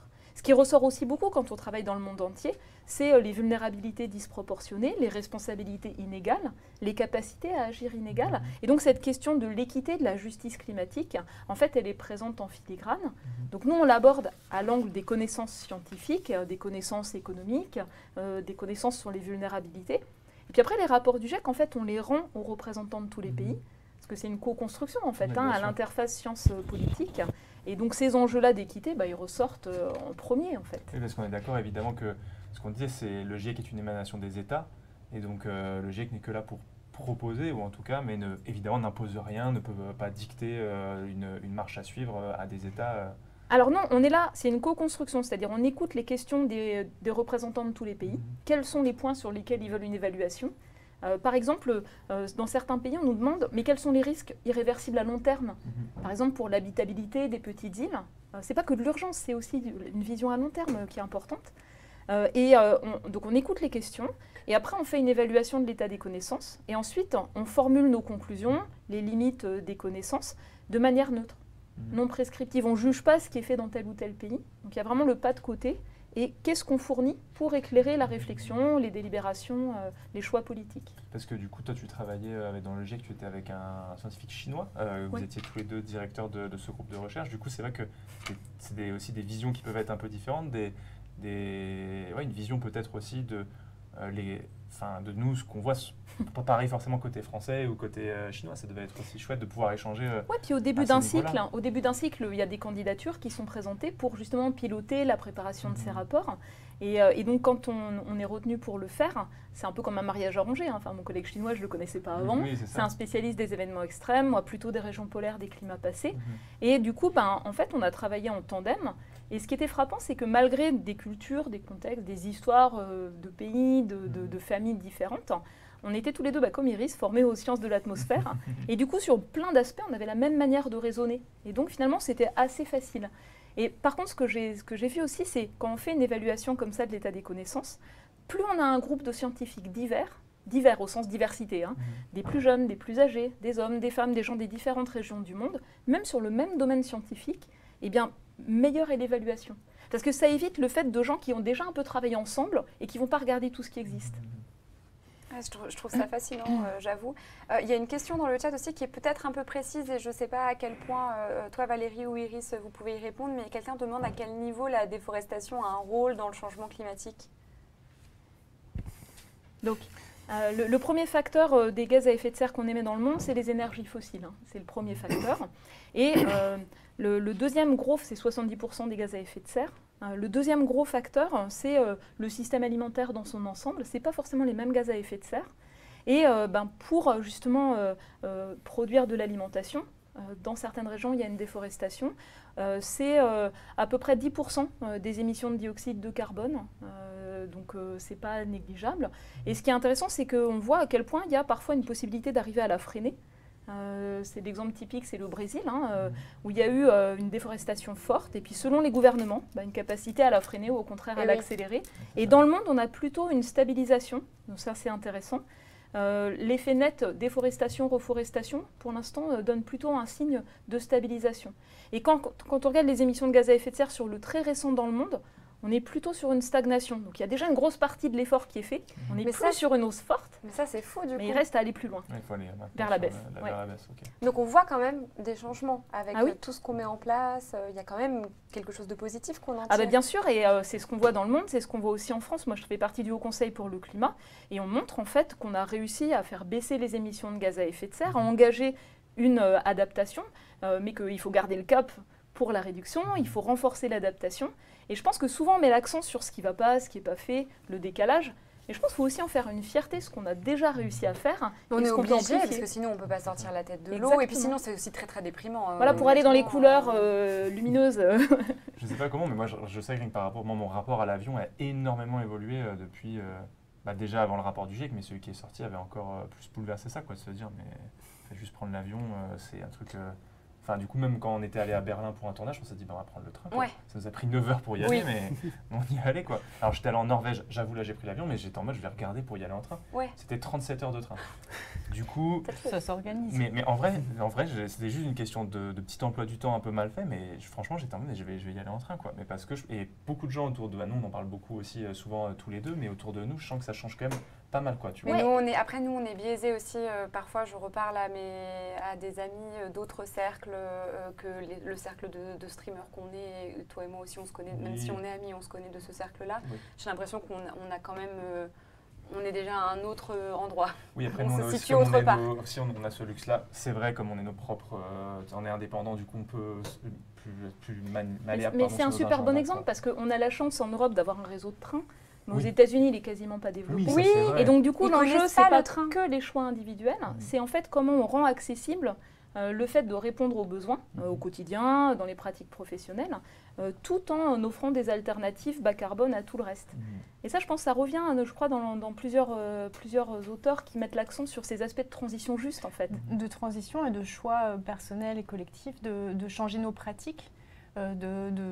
Aussi de montrer, de réaliser que quand on change nos pratiques, en quelque sorte, on montre aussi un exemple et on montre que finalement, parfois on vit même mieux en fait avec des pratiques beaucoup moins polluantes, j'ai envie de dire. Et c'est ça que j'encourage aussi à la suite de cet ouvrage en fait. Enfin, je sais que moi, par exemple, je n'accepte plus. Enfin, jusque-là, je n'ai pas accepté d'aller en conférence à l'autre bout du monde pour 2 jours et demi de conférence et ça se fait encore. Et moi, je critique pas du tout, ça dépend vraiment des conférences, etc. Mais c'est dans notre métier de chercheur, c'est des questions peut-être à une époque on ne se posait pas. Et qu'aujourd'hui, peut-être qu'on peut réfléchir à faire autrement et à se poser la question. On passe à une petite visio. Ça peut le faire. Ou quand on veut les échanges, les faire sur une durée plus longue. Sur une durée plus longue. Pour rentabiliser le déplacement. Oui, ou faire du terrain en même temps. Mais après, c'est vrai qu'il y a plein de situations différentes. Mais tu parlais du train où tu avais 35 heures de train pour rejoindre la Norvège. Si c'est pour des vacances et qu'on a les vacances, ça veut dire si tu as 2 semaines de vacances, mais pourquoi pas des 35 heures de train en fait et le voyage. Quelqu'un le dit dans le chat, salarié 37 heures de train, j'en rêve, mais bon, ça coûte cher en congé. C'est ça. Après, c'est pour ça que un jardin malléable, nous, c'est pour ça. Et c'est pour ça, c'est ce qu'on dit, c'est qu'il y a les décisions personnelles et les décisions collectives. On en parlera sûrement, mais la politique a un rôle à jouer là-dessus. C'est sûr que si on a des politiques qui nous imposent de travailler toujours plus et d'avoir moins de vacances, voilà. Il travaille plus pour gagner plus, Voilà. bien sûr, on pense à lui. On pense très très fort à lui, on l'embrasse. À un moment, le personnage de... Pardon, Valérie, tu voulais ajouter Non. quelque chose? À un moment, donc le personnage de Xavier, on en a un petit peu parlé tout à l'heure, sombre dans la dépression et l'éco-anxiété. Dans le chat, je sais, vous êtes certaines sont éco-anxieux, justement, donc très anxieux à l'idée de se dire que le climat change, qu'on va tous mourir et que demain il fera 45 degrés tous les jours et ça sera terrible, etc. etc. En France, en 2023, un rapport du Conseil économique, social et environnemental révèle que 4 Français sur 5 seraient touchés par l'éco-anxiété. Donc vous êtes nombreux. Le 25 octobre, il y a eu un autre rapport sur l'état vraiment de la société française qui a alerté sur un niveau d'éco-anxiété jamais atteint. 8 personnes sur 10 se disent très très inquiètes face au réchauffement climatique et ça touche particulièrement les jeunes, donc la tranche des 18-24 ans. Qu'est-ce que vous pourriez recommander, après avoir fait Horizon Climatique, et puis toi aussi, forcément, Valérie, de par ton statut, à des personnes qui sont atteintes d'éco-anxiété? On en parle un peu, du coup, c'était important pour moi d'en parler, parce que j'étais vraiment touchée, encore une fois, personnellement, et par des gens autour de moi qui sont régulièrement atteints de cette angoisse.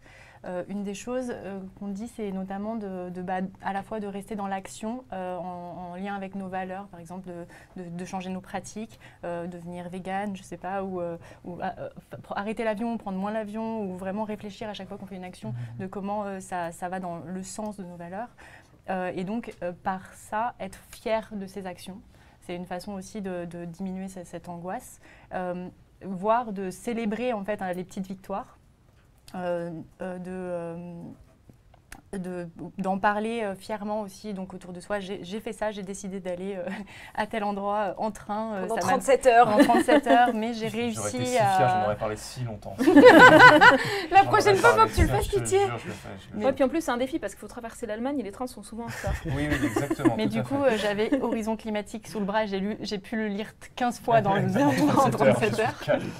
Je suis au taquet. Non, mais du coup, il y a aussi, aussi se foutre la paix, j'ai envie de dire, de temps en temps se pardonner aussi de faire des petits écarts. Oui. Et je crois que ce qui est très important quand on est un peu dans l'éco-anxiété, c'est de ne pas rester seul et notamment d'aller rejoindre des collectifs ou d'en parler, le fait d'être plusieurs, parfois on peut juste ralentir de son côté et voir qu'en fait d'autres continuent à avancer et rien que ça apaise. Et en fait, quand c'est vraiment la crise d'éco-anxiété, déjà avoir un rythme sain, bien dormir, bien manger, de faire des trucs simples, arrêter de temps en temps de penser climat et tout ça, faire de la musique et du sport. Pensez à autre chose. Mais, ou alors, si c'est vraiment la crise, aller voir des spécialistes. Et j'ai découvert qu'il y a de plus en plus de spécialistes spécialisés en éco-anxiété, des psychologues qui se spécialisent là-dedans. Parce que justement, comme tu l'as dit, il y a de plus en plus de personnes qui sont éco-anxieuses. Ouais. Valérie, tu voulais Alors dire moi, je le vois un quelque peu chose? autrement, en fait. Donc il y a les gens qui sont directement touchés quand il y a des problèmes de santé avec la chaleur extrême, ou quand on est déplacé, quand il y a des inondations, ou avec la montée du niveau de la mer ou des incendies. Et là, en fait, c'est vraiment des enjeux de santé mentale. Et il faut de l'aide, c'est clair. Après, la deuxième chose, c'est parfois on a un attachement à des lieux. À un glacier, à une plage, à une forêt, à un écosystème, le fait de les voir abîmés, les récifs de coraux, les forêts, c'est aussi comprendre qu'on est relié à ces milieux naturels, que leur état de santé dépend de nous. Et je pense que c'est une motivation pour bien comprendre ce qu'on a envie de protéger, c'est une motivation à agir. Et le fait d'avoir une inquiétude par anticipation pour les autres, pas directement pour soi, c'est de l'empathie en fait. C'est quelque chose à valoriser, l'empathie, s'inquiéter des autres, avoir envie d'agir par rapport aux autres. C'est un point qui est important. Quand ça submerge, bien sûr, il faut de l'aide, mais c'est aussi, je pense, important de reconnaître que c'est ce qui nous relie, le fait d'avoir envie de prendre soin des autres. Et souvent, le moteur de cette éco-anxiété, c'est l'inaction, et pas la sienne, mais celle des autres, la faiblesse des politiques publiques. Et donc, comment on fait pour le renverser et en faire quelque chose qui soit une force, qui soit une envie d'agir? C'est un point qui est essentiel. Parce qu'en fait, on sous-estime l'envie d'agir des autres. Il y a beaucoup de gens qui ont envie que ça bouge. Alors, on a fait le sondage dans le chat. Es-tu atteint ou atteinte d'éco-anxiété et sur quelques votants, ce qui n'est pas significatif, mais voilà, on a une petite idée. On est à 70% de oui et à 69% de oui et à 31% de non. Ouais, c'est ça, il y en a qui disent dans le chat c'est dur à verbaliser, etc. Mais je pense qu'effectivement, l'action, en tout cas, le fait de réussir à se trouver quelque chose pour être fier de ses actions, c'est ce que tu disais aussi, c'est quand même c'est ça qui te permet de valoriser et d'avancer aussi. Oui, puis ramener des éléments factuels, où on en est en France, de l'action pour le climat. Comme ce que tu disais tout à voilà. l'heure, des choses positives aussi. Et quand on fait, nous, les rapports du GIEC, on montre ce qui a avancé et ce qui reste à faire. Pareil dans les évaluations pour la France avec les rapports du Haut Conseil pour le climat, où là, par contre, on évalue ce qui est mis en place et on fait des recommandations. Bah, ça, c'est intéressant de se l'approprier, savoir qu'est-ce qui change dans un climat qui se réchauffe dans chaque région. Météo France a un super site qui s'appelle Climat HD. On peut aller chercher des infos. Et après, la question, c'est comment on se prépare, comment on est mieux préparé, comment on en tient compte. C'est aussi plein de métiers qui ont besoin de ces compétences-là. Donc on peut aussi transformer ça en quelque chose qui permettra d'avancer. Xavier, tu voulais ajouter quelque chose? Ça rejoint un peu ça, c'est que moi, c'est ce que je disais, ça faisait un bout de temps que je travaillais sur ces problématiques avant de faire cette bande dessinée. Et souvent on me dit, ça n'a pas été trop dur d'avoir la tête dedans pendant 1 an et demi. Bon, je sais que les scientifiques du climat ont la tête dedans tout le temps. Ouais. Mais en fait, non, c'était même l'inverse. C'est-à-dire que travailler dessus pendant 1 an et demi, ça met le doigt sur tout ce qu'il est possible de faire. Et puis même sur, quelque part, les choses qui font peur, c'est pas « ah, ça va être horrible », c'est « non, ça va être comme ça ». C'est-à-dire qu'on peut visualiser ce qui peut se passer, et du coup, on est moins dans on n'est pas en train d'amplifier une peur ou quoi que ce soit. Donc on sait ce qui peut se passer, on sait aussi quels sont les risques, comment on peut s'adapter, atténuer les dommages, etc. Et ça, en fait, moi, au contraire, ça m'a vachement aidé. Enfin, c'est pas s'informer, toi, ça t'a aidé de t'informer, d'avoir plus d'informations là-dessus. Peut-être d'avoir la main aussi dessus, peut-être avoir plus de contrôle parce que du coup, tu es plus renseigné ou je me trompe? Alors, il y a le côté, ça satisfait ma curiosité. C'était pas une fausse balle avec la main? La main, j'ai pensé à ça. Mais oui, et vous l'avez la main, on en parlait tout à l'heure. C'était même pas fait exprès. Vas-y, Xavier, pardon. Non, mais c'est ça, il y a ce côté... j'ai perdu le fil. En fait, là, il a une image qui se forme. Oui, que ça t'a rassuré au final alors qu'on pensait, on aurait pu croire le contraire. Oui, c'est ça. Enfin, ça m'a aidé. Et puis d'une certaine façon, alors je pense que chacun peut faire ça dans son travail, dans sa vie active, même en dehors, dans sa vie associative ou dans la famille. On peut tous faire quelque chose. Là, moi, je l'ai fait avec cette BD en me disant, cette BD, j'essaie d'informer le plus de monde possible. Il y a plein de gens qui savent qu'il y a un changement climatique, ok, mais ils ne savent pas de quoi on parle exactement, ou ils ne savent pas quels sont vraiment les risques, etc. On en parlait, 1% la part dans les médias, c'est ça. Personne n'en parle. Donc il y a cette façon de faire. Moi, ça m'a aidé aussi de me dire, je travaille sur ce truc, ça va aider des gens. C'est une façon d'agir. Moi, je sais qu'aussi, personnellement, le fait de créer cette BD, en me disant que je vais pouvoir partager à un petit peu de personnes, du coup, c'est une façon d'apaiser aussi. J'ai l'impression de participer, d'agir. C'est pas suffisant. Je fais d'autres choses à côté, mais en tout cas, c'est important, je pense. Toi, Rivenzi, t'en es où? C'est le train, Tu sais que j'ai réfléchi, mais mon grand-père, il est allé en Finlande par la route pour le coup. C'était un super voyage aussi. Oui, Après, je suis pas sûre de la route par rapport au train. Moi, c'est surtout les modes de transport, quoi, tu vois, pour le coup. Moi qui habite, par exemple, en ville, c'est privilégier évidemment le plus possible les transports en commun. À Montpellier, le tramway, il est passé gratuit pour les Montpelliérains. Oui, je sais, tu l'avais dit. Et il y a plein de gens qui crisent parce que du coup, ils se disent mais alors, si c'est gratuit, c'est qu'on le paie dans nos impôts. Du coup, t'es en mode, oui, et du coup, c'est cool, non?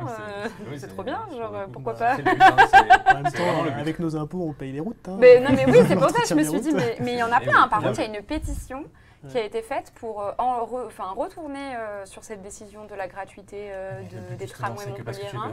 Tu as envie de le prendre. Et là, j'ai reçu un sondage de la part de la TAM, qui est la RATP montpelliéraine, quoi, et qui me demande justement, les questions sont tellement tournées sur le fait de revenir en arrière sur la décision que ça m'a fait un peu peur quand on répondait. J'ai répondu au sondage du coup, en mode non, moi j'adore, je trouve ça super utile. Oui, tu vois, moi pour le coup, là où je suis pas très bon élève, je pense c'est sur la consommation de viande, tu vois, par exemple, où je pense que je pourrais vraiment être...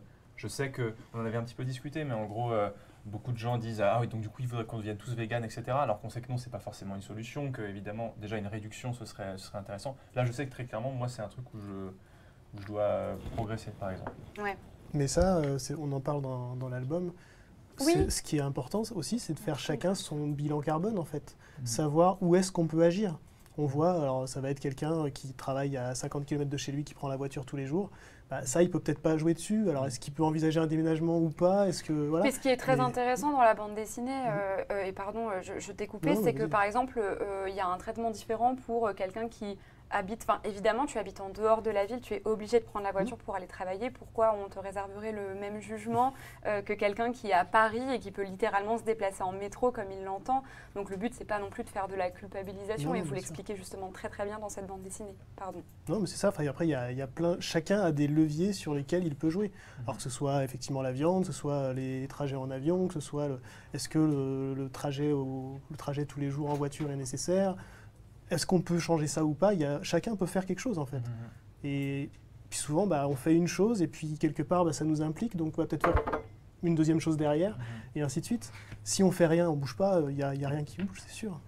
Je vous rappelle que vous pouvez aussi dans le chat faire hashtag, c'était quoi déjà, pardon, hashtag roman graphique pour avoir la chance de gagner un exemplaire de Horizon Climatique dédicacé par les auteurs, bien sûr. Et puis voilà, le tirage au sort sera à la fin de l'émission. Donc n'oubliez pas de le faire si vous arrivez en cours de route.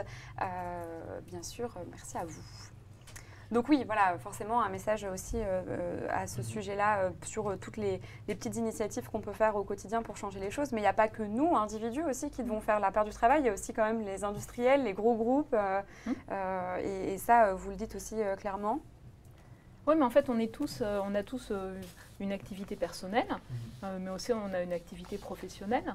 Et donc, il y a aussi cette question, dans le cadre, par exemple, de la RSE des entreprises, la prise en compte de plus en plus de ces implications sur les émissions de gaz à effet de serre, les risques physiques. On voit bien, là, il y a des communes qui n'arrivent pas à trouver d'assurance à cause des caractéristiques d'un climat qui se réchauffe. Okay. Voilà, et donc, du coup, en fait, il y a des choses qu'on peut faire pour justement limiter les risques pour une entreprise, pour une collectivité.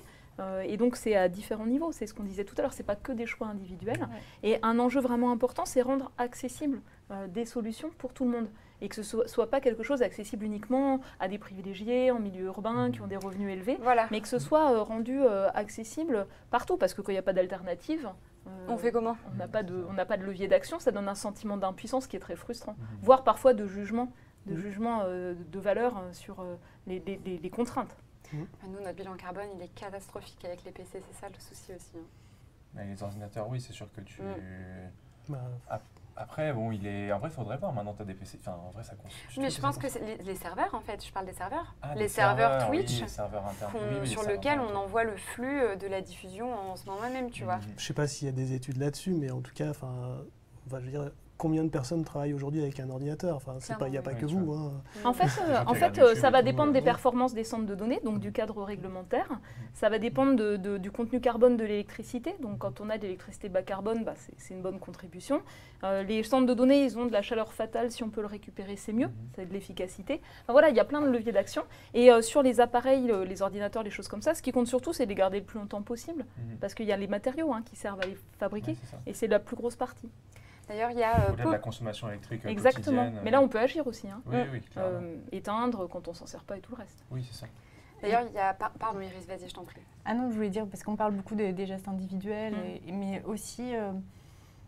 dans la BD, on en parle un peu aussi du fait de lutter contre les discours d'inaction qui sont parfois portés par les plus grands pollueurs de ce monde.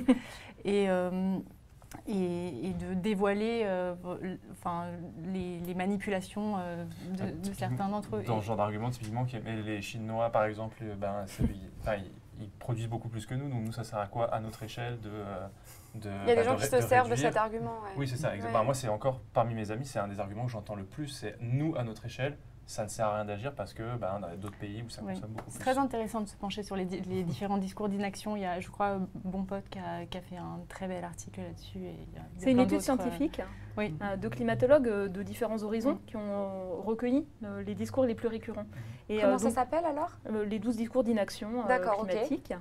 Et alors, ce qui est intéressant, c'est que par exemple, on va dire mais pourquoi moi je devrais faire quelque chose alors que la France, c'est que 1% des émissions de gaz à effet de serre, ça revient souvent. Et alors, ce qui est rigolo, c'est quand on prend tous les pays dont les émissions, c'est 1 à 2%, Et on Et fait puis la ça fait somme, combien? c'est plus de la moitié. Donc effectivement, les États-Unis ils ont eu un pic d'émissions en 2005, ça baisse. La Chine, ils sont pas loin d'avoir atteint leur pic et ça va baisser. Voilà, et donc du coup, c'est aussi se dire, on est dans une dynamique où un ensemble d'efforts joue. Et quand il y avait eu les problèmes de crise énergétique, c'était intéressant, avec la guerre en Ukraine, le gaz, l'électricité. On a demandé aux gens de faire des petits efforts, la température chez soi, jouer sur la sobriété.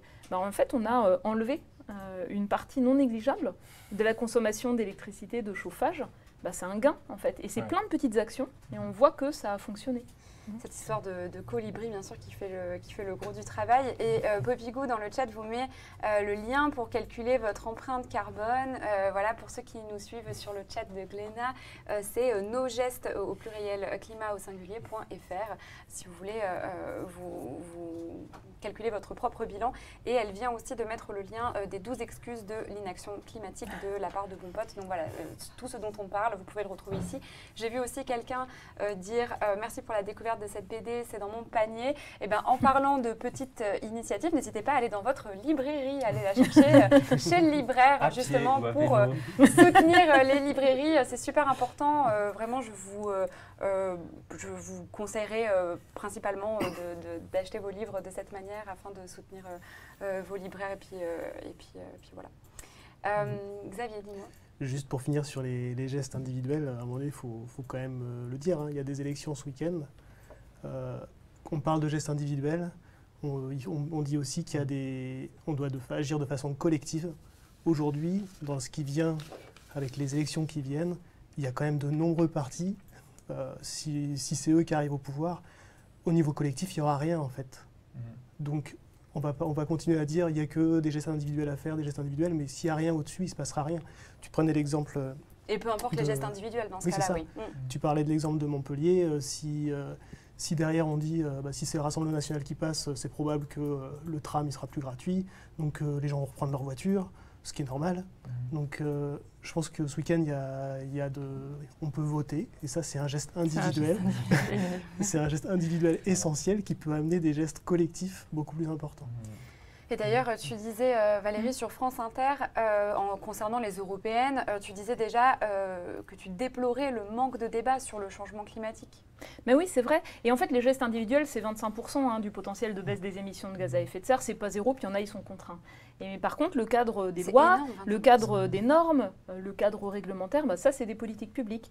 Le système énergétique, c'est pas vous qui le choisissez, c'est des politiques publiques. L'organisation, je sais pas, la fiscalité, c'est pas vous qui la choisissez. Et donc c'est important en fait que pour moi, les connaissances scientifiques qu'on a, finalement elles soient émancipatrices. C'est-à-dire qu'en fait chaque personne se dise voilà, qu'est-ce qu'on sait sur ces enjeux-là, qu'est-ce qui pour moi est important, et après aille regarder les programmes des différents candidats, des différents partis, et se disent est-ce qu'ils prennent au sérieux la question changement climatique? Est-ce qu'au moins c'est mentionné? Parce qu'en fait, si on met la tête dans le sable, il y a un truc qui est sûr. Si on met la tête dans le sable et qu'on fait comme si ça n'existe pas, on ne sera pas prêt et ce sera pire. Voilà. Et donc, comprendre, se poser la question, qu'est-ce qui est proposé pour renforcer la baisse des émissions de gaz à effet de serre, pour protéger les forêts, protéger l'océan, protéger les écosystèmes? Qu'est-ce qui est fait pour que ce soit juste, qu'on puisse justement rendre plus accessibles les leviers d'action à tout le monde? Et ça, c'est juste une question qu'on peut chacun se poser à partir de ce socle de connaissances qui est déjà là, pour faire un choix qui soit éclairé. Et d'ailleurs, donc, on peut pas, vous, en tout cas Iris, toi aussi Valérie, vous ne pouvez pas rester neutre et impartial face à cette insuffisance des moyens qui sont mis en place pour le changement climatique et puis vous en parlez. Au final, c'est une espèce d'engagement de votre part, Iris? Oui, c'est une... mais c'est vrai que, juste pour rebondir, oui, on est dans un contexte là qui... c'est une vraie menace même en termes d'indépendance scientifique, en fait, j'ai envie de dire aussi. Donc, par exemple, l'indépendance scientifique est menacée, c'est ça? En quelque sorte, il y a une tribune qui est sortie, je crois, dans le Nouvel Obs, signée par 3000... D'ailleurs, je crois que j'ai vu ton nom passer. Par 3000 scientifiques sur, justement, la mobilisation contre l'extrême droite, du fait de la menace pour le changement climatique, mais aussi pour l'indépendance scientifique et sur plein d'autres choses.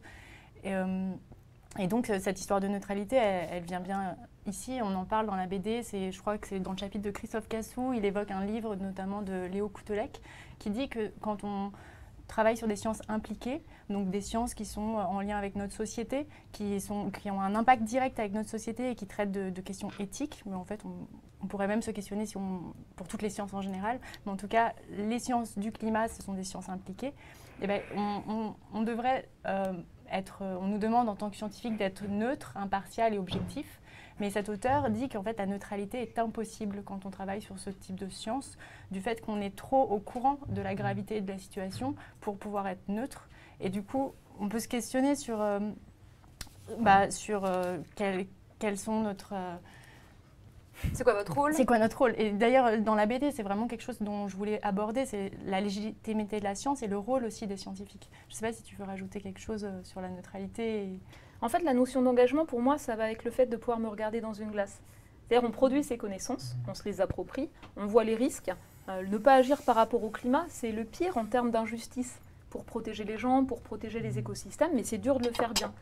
Et c'est pour ça qu'il y a besoin d'intelligence collective, de délibération, de confronter des manières de l'aborder pour que dans la vie démocratique, on le fasse le mieux possible. Et donc, ne pas prendre la parole, faire comme si on était à part dans une sorte de tour d'ivoire de scientifique, pour moi, c'est pas possible. Je peux pas me regarder dans une glace.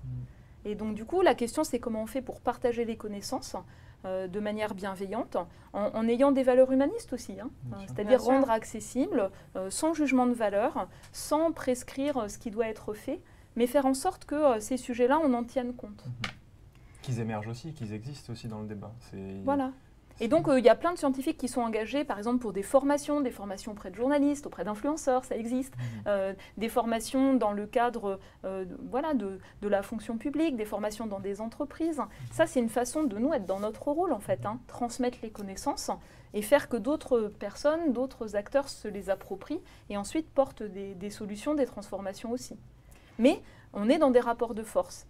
Des rapports de force où certains ont tout intérêt à ce que rien ne change. Est-ce que tu l'as observé quand tu étais au GIEC, par exemple? Parce que comme le GIEC est interconnecté entre tous ces États, est-ce que tu vois, le GIEC évolue, peut faire son autocritique? Est-ce que justement, il y a des États qui veulent que cette autocritique soit moins faite, se fasse moins, justement? En fait, il y a des pressions pour affaiblir les messages des rapports du GIEC. Par exemple, les pays producteurs d'énergie fossile, quand on dit il faut sortir des énergies fossiles et voilà les leviers d'action qui existent, eh bien ils nous disent « Ah oui, mais sortir des énergies fossiles, mais sans captage et stockage », en faisant miroiter l'idée qu'on pourra continuer sans affecter le climat, alors que c'est coûteux, il y a un potentiel mais qui est limité. Et on voit bien les tentations de le réduire. Ou quand on dit qu'il faut augmenter la part de protéines végétales dans l'alimentation pour vivre en bonne santé longtemps, avec une alimentation nutritive et saine, et puis que on transforme ça en alimentation saine, soutenable et équilibrée, ce qui n'est pas aussi clair pour la plupart des gens. Voilà, on voit bien, là c'est les pays exportateurs de viande, notamment d'Amérique du Sud, qui exercent ces influences. Donc on voit qu'on est sur des rapports de force, même sur la manière dont on formule les conclusions d'évaluation scientifique, et on est aussi sur des rapports de force sur la désinformation qui circule en permanence sur ces sujets-là, qui inonde les gens, du coup qui ne savent plus où trouver une information fiable. Ouais, c'est ça aussi qui est difficile. Et il y a aussi cet enjeu-là.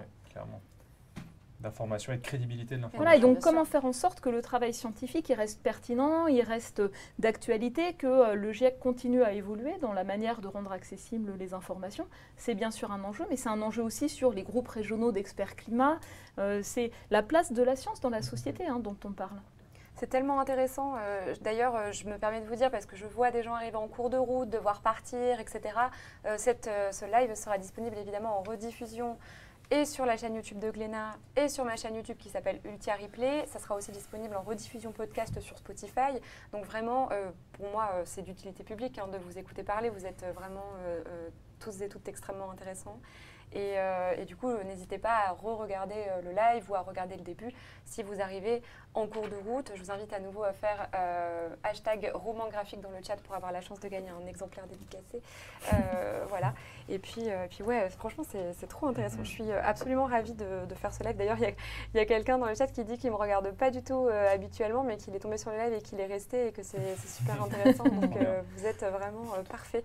Ne changez rien. Tu voulais ajouter quelque chose? Non, c'était très clair. Les discussions sont chouettes et puis du coup ça conclut bien ce que tu as ouvert sur le fait d'aller voter et que c'est important. Et du coup, peut-être que ce live peut vous donner, et cette BD vous donnera peut-être des outils de réflexion sur qui propose quoi avec des choses tangibles est importante. Mais d'ailleurs, Juste pour revenir sur cette histoire, il ne faut pas oublier que le climat, c'est un problème global et on ne le fera pas si c'est juste la France qui fait ça ou juste la Chine, parce que la Chine fait beaucoup. Bon, c'est vrai qu'ils sont des gros émetteurs aujourd'hui, mais ils font beaucoup. Et en fait, c'est un problème global et si on s'isole, donc au niveau politique, on ne va pas s'en sortir. Et juste pour finir, on parlait de solastalgie, enfin, d'éco-anxiété et tout. Moi, personnellement, j'ai jamais ressenti d'éco-anxiété jusqu'à ce que le RN soit, jusqu'à la dissolution et le RN majoritaire aux européennes. Ouais. Non, aux européennes. Ah oui, aux européennes, oui, tout à fait. Et à partir de là, moi, j'ai commencé à me dire, merde. Parce que ce qui m'aide, en fait, c'est de me dire qu'il y a des solutions. C'est qu'il y a des choses qu'on peut faire, en fait. Il n'y a pas des solutions magiques qui vont faire que le climat va devenir comme il y a 50 ans, non. Mais il y a des solutions pour qu'on vive tous de façon correcte. Et on le voit, puisque vous l'avez dit depuis le début, ça se stabilise. Exactement, il y a plein de choses, qui peuvent être faites. Ce serait très dommage de mettre tout ça à l'eau, quoi. C'est ça. Si c'est l'extrême droite qui passe, moi, mes solutions, elles disparaissent, en fait. Et dans les scénarios qu'on regardait tout à l'heure avec les bandes du réchauffement, en fait, les scénarios qui sont les pires en termes de risque climatique, c'est en fait ce qu'on appelle les replis nationalistes. C'est-à-dire, en fait, on ferme les frontières. Et puis, on freine, par exemple, l'émergence et le déploiement des nouvelles technologies qui, justement, permettent de décarboner. C'est le manque de solidarité entre les pays qui ont le plus contribué au réchauffement et ceux qui sont les plus vulnérables. Parce que, justement, pour pouvoir anticiper, s'adapter à un climat qui change, il y a un enjeu extrêmement important de solidarité internationale qui est vivant. C'est vraiment les enjeux de justice climatique qui sont très présents. Et puis, il y a le rapport aux sciences. Et les sciences, dans le monde, c'est par l'échange des personnes et des idées.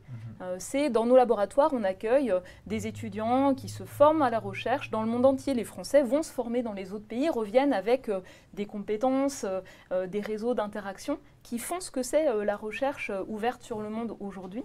Et ça, c'est menacé. Et par exemple, quand on a eu des partis populistes d'extrême droite au pouvoir, aux États-Unis, au Brésil ou ailleurs, eh bien, très vite, il y a eu par exemple de la censure sur les scientifiques. On leur a interdit de communiquer librement auprès du grand public leurs propres résultats ou de commenter l'état des connaissances. Mes collègues brésiliens, on leur a interdit de commenter le suivi par satellite de la déforestation qui avait repris. Donc ça, il faut le savoir aussi. C'est vraiment une réflexion sur qu'est-ce que c'est en fait nos démocraties, leurs valeurs, les enjeux de coopération internationale, le rapport à la science et le fait de s'appuyer dessus.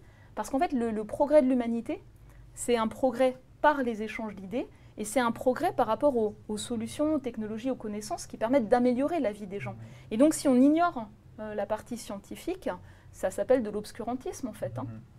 Et comme tu disais, justice climatique, parce que les territoires, déjà en France, mais même dans le monde, ne sont pas tous concernés de la même manière par ces questions-là. Et comme tu le disais pour le rapport du GIEC, toi, tu le dis, tu as profité d'avoir travaillé avec des scientifiques de partout dans le monde, de conditions différentes, d'âges différents, d'origines différentes, pour pouvoir avoir les choses les plus claires. C'est l'intelligence collective. Exactement. Oui, tu en parlais tout à l'heure. Les auteurs du GIEC que j'ai rencontrés ont fait que répéter que sans la coopération internationale, ça ne pourra pas fonctionner. Et moi, ce qui m'a beaucoup marqué aussi, c'est du fait que les différents scénarios, ils ont montré que il y a plein de régions du monde qui vont devenir inhabitables et on ne peut pas s'imaginer comment faire si on devient tous, si on ferme les frontières. En fait, pardon, j'arrive plus à parler tellement que c'est un peu anxiogène comme histoire, mais on ne peut pas s'imaginer un fonctionnement qui ne soit pas dans la solidarité parce que parfois, on est dans des croyances que c'est que la bande tropicale, donc c'est les autres qui seront dans des situations catastrophiques. Mais en fait, c'est impactant au changement climatique, que ce soit à échelle globale. On ressent déjà des effets à l'échelle de l'Europe, de la France même. Donc cette solidarité, je pense qu'elle est essentielle. Ouais. Elle est essentielle, très importante bien sûr.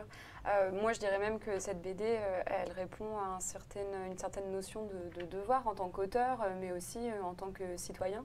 Et je pense qu'elle remplit son rôle parce que, comme tu l'as dit au tout début de l'émission, parfois tu prends des covoiturages avec des gens qui ne savent pas ce que c'est le GIEC, qui savent ou très peu, qui n'ont pas de notion, etc. vraiment si vous vous posez des questions, si vous avez aussi peut-être envie de trouver les réponses et peut-être aussi de trouver les moyens de répondre aux gens de votre entourage qui est peut-être sceptique ou qui peut peut-être manquer de connaissances, etc. Peut-être que vous pouvez puiser votre savoir là-dedans. En tout cas, c'est ce que moi j'ai fait. J'ai vraiment appris. J'ai tellement appris. J'ai mes petites notes avec moi pendant ma lecture. Donc, c'était très intéressant. Et d'ailleurs, il y a Xavier, ton personnage dans la bande dessinée, qui fait un parallèle à un moment donné dans la bande dessinée avec les ouvrages de science-fiction, qui présentent toujours un futur post-apocalyptique, comme si on ne pouvait rien faire, que c'était terrible et tout le monde est mort et puis la chaleur est horrible et insoutenable, etc., etc. Mais en fait, il dit en tant qu'auteur qu'il a embarqué dans ce projet parce qu'il estime qu'il a le devoir de travailler à changer cet imaginaire auprès des lecteurs, de montrer autre chose qui est possible. Donc c'est vrai. C'est vrai. Enfin, c'est vrai que quand on parle du futur en tant qu'auteur, en tant que romancier, même au cinéma, on parle souvent, souvent, de futurs post-apocalyptiques ou des choses comme ça qui sont sombres. Et au final, ça, dans l'imaginaire collectif, quand on voit le futur, on voit ça. Et si on dit ah, c'est un peu compliqué là avec le climat, hop, tout de suite, il y a un système qui s'enclenche, on voit l'apocalypse. Peut-être que nous, en tant qu'auteurs, on a aussi un rôle à jouer, à raconter d'autres histoires, pas forcément des histoires bisounours, on n'est pas là-dedans, mais raconter autre chose. Et justement changer cette espèce de mécanisme qui se met en place quand on parle du futur un peu triste, climat chaud, ou quoi que ce soit, hop, Mad Max, quoi. Non, il y a d'autres futurs possibles, il y a des millions de futurs possibles. Ils ne sont pas tous magnifiques, mais c'est pas forcément l'apocalypse pour autant. Oui, pardon, c'est pas ton personnage dans la bande dessinée qui dit ça, c'est toi pendant une conférence. J'ai juste mal lu je me souviens plus que c'est dans la BD, mais effectivement, je sais que c'est pas. Excuse-moi, c'est pas dans la BD, c'est dans une conférence que vous avez tenue tous les deux, et c'est toi, ton personnage. Je dis ceci parce que ton personnage a le même prénom et puis est censé vous incarner, etc. Donc c'était très intéressant. En fait, l'idée, c'est plutôt faire un livre dont vous êtes le héros, c'est-à-dire le futur, il n'est pas écrit, il dépend de ce qu'on va faire, il dépend de ce qu'on va mettre en place collectivement. Et du coup, il y a plein de futurs possibles, mais on a une capacité à agir. Ce côté-là, il est chouette, je trouve. Oui, c'est vrai, les gens préfèrent imaginer un futur dystopique, une régulation du capitalisme et de la production. Mais c'est vrai, je pense qu'ils trouvent ça plus simple. Non, mais moi, les zombies, ça me va très bien. Moi, les zombies, ça me va très bien. Les météorites aussi. La météorite, c'est nickel. Enfin, moi, je préfère vraiment 1000 fois ça, le chaos, le désordre, tout ça. Au final, c'est peut-être la solution, finalement.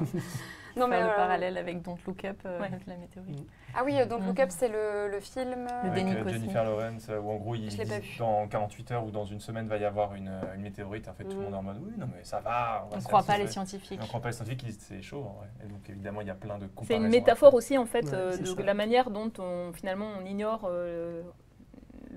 les éléments qui permettent d'agir. Oui, c'est une métaphore du déni face au changement climatique. Et d'ailleurs, une des phrases finales de l'ouvrage, en fait, c'est une citation d'Albert Einstein qui dit que ceux qui ont le privilège de savoir ont le devoir d'agir.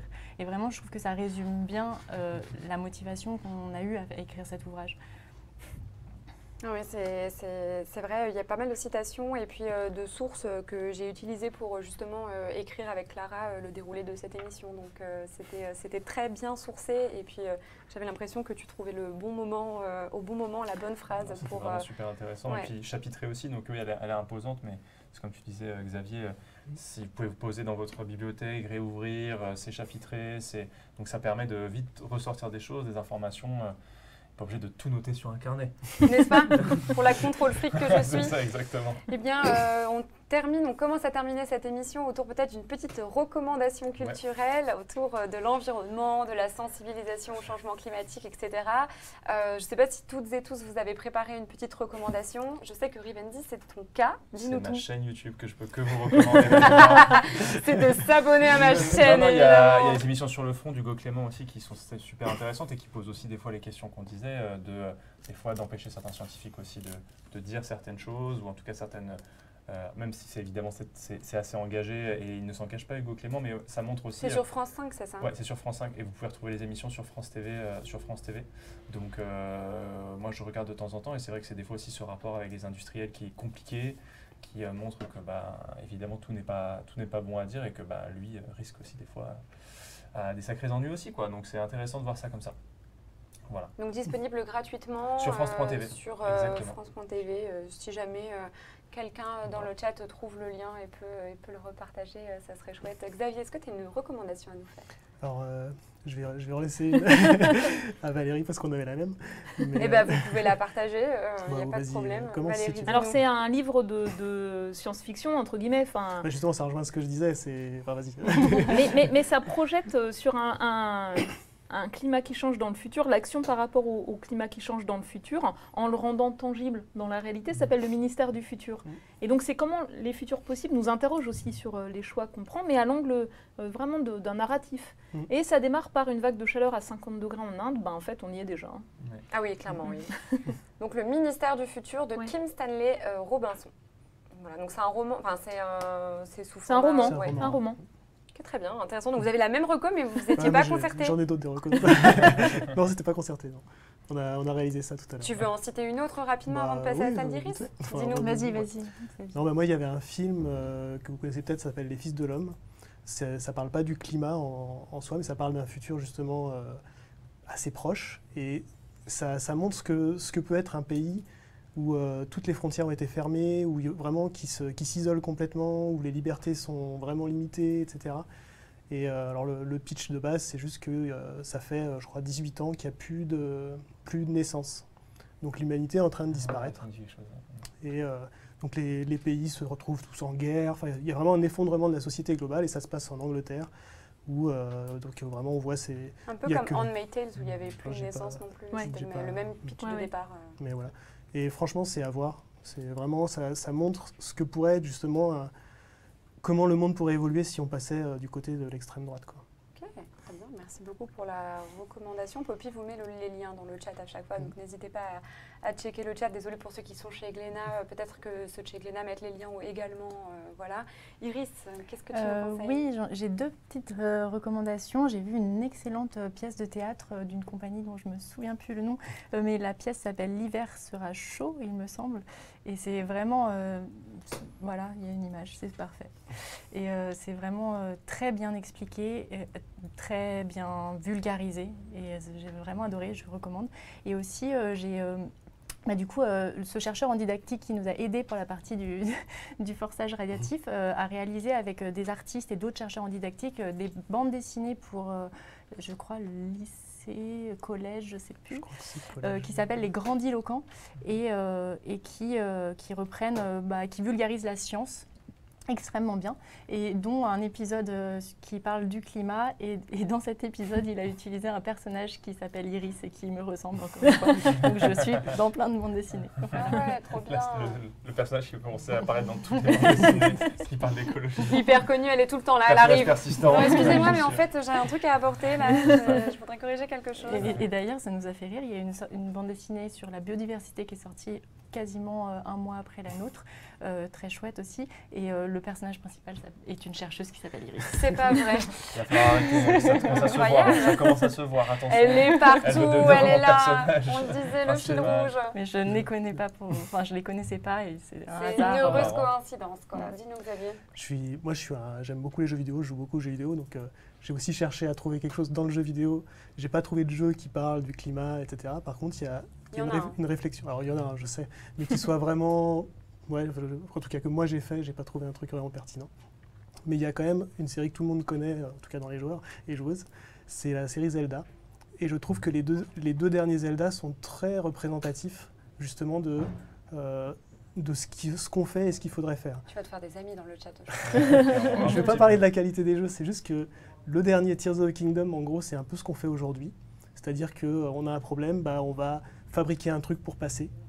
Alors que le Breath of the Wild, c'est ce qu'on devrait faire, c'est-à-dire chercher plus de la sobriété. C'est simple, si on est devant une montagne, devant une falaise, dans le jeu, on veut monter et il se met à pleuvoir. Ils sont en transe, là, ça y est. Il se met à pleuvoir dans Breath of the Wild, qu'est-ce qu'on fait? On attend, on contourne, on renonce. C'est ça c'est Breath of the Wild. Tears of the Kingdom, qu'est-ce qu'on fait? On va prendre une fusée, on va la coller à on va se fabriquer une nacelle, on va s'envoler, on va monter. Donc, et pour moi, c'est vrai que ça paraît bête comme ça, mais la différence entre les deux jeux, c'est la même différence que ce qu'on fait aujourd'hui et ce qu'on devrait faire le plus tôt possible, quoi. Cet homme était déjà exceptionnel, mais alors là... Alors là, c'est Bon, calmez-vous s'il vous plaît, après il va plus en Tu penses à quel revenir. autre jeu vidéo, toi, qui parle d'écologie? Non, mais j'avais très rapidement parlé de Stardew Valley. On avait parlé d'écologie, mais vraiment d'écologie avec d'autres auteurs pour une émission Glénat. Je vous invite à la revoir en replay, bien sûr. Je crois que si vous tapez Ultia, Glénat, écologie, vous allez trouver facilement. Je me rappelle plus de l'intitulé exact.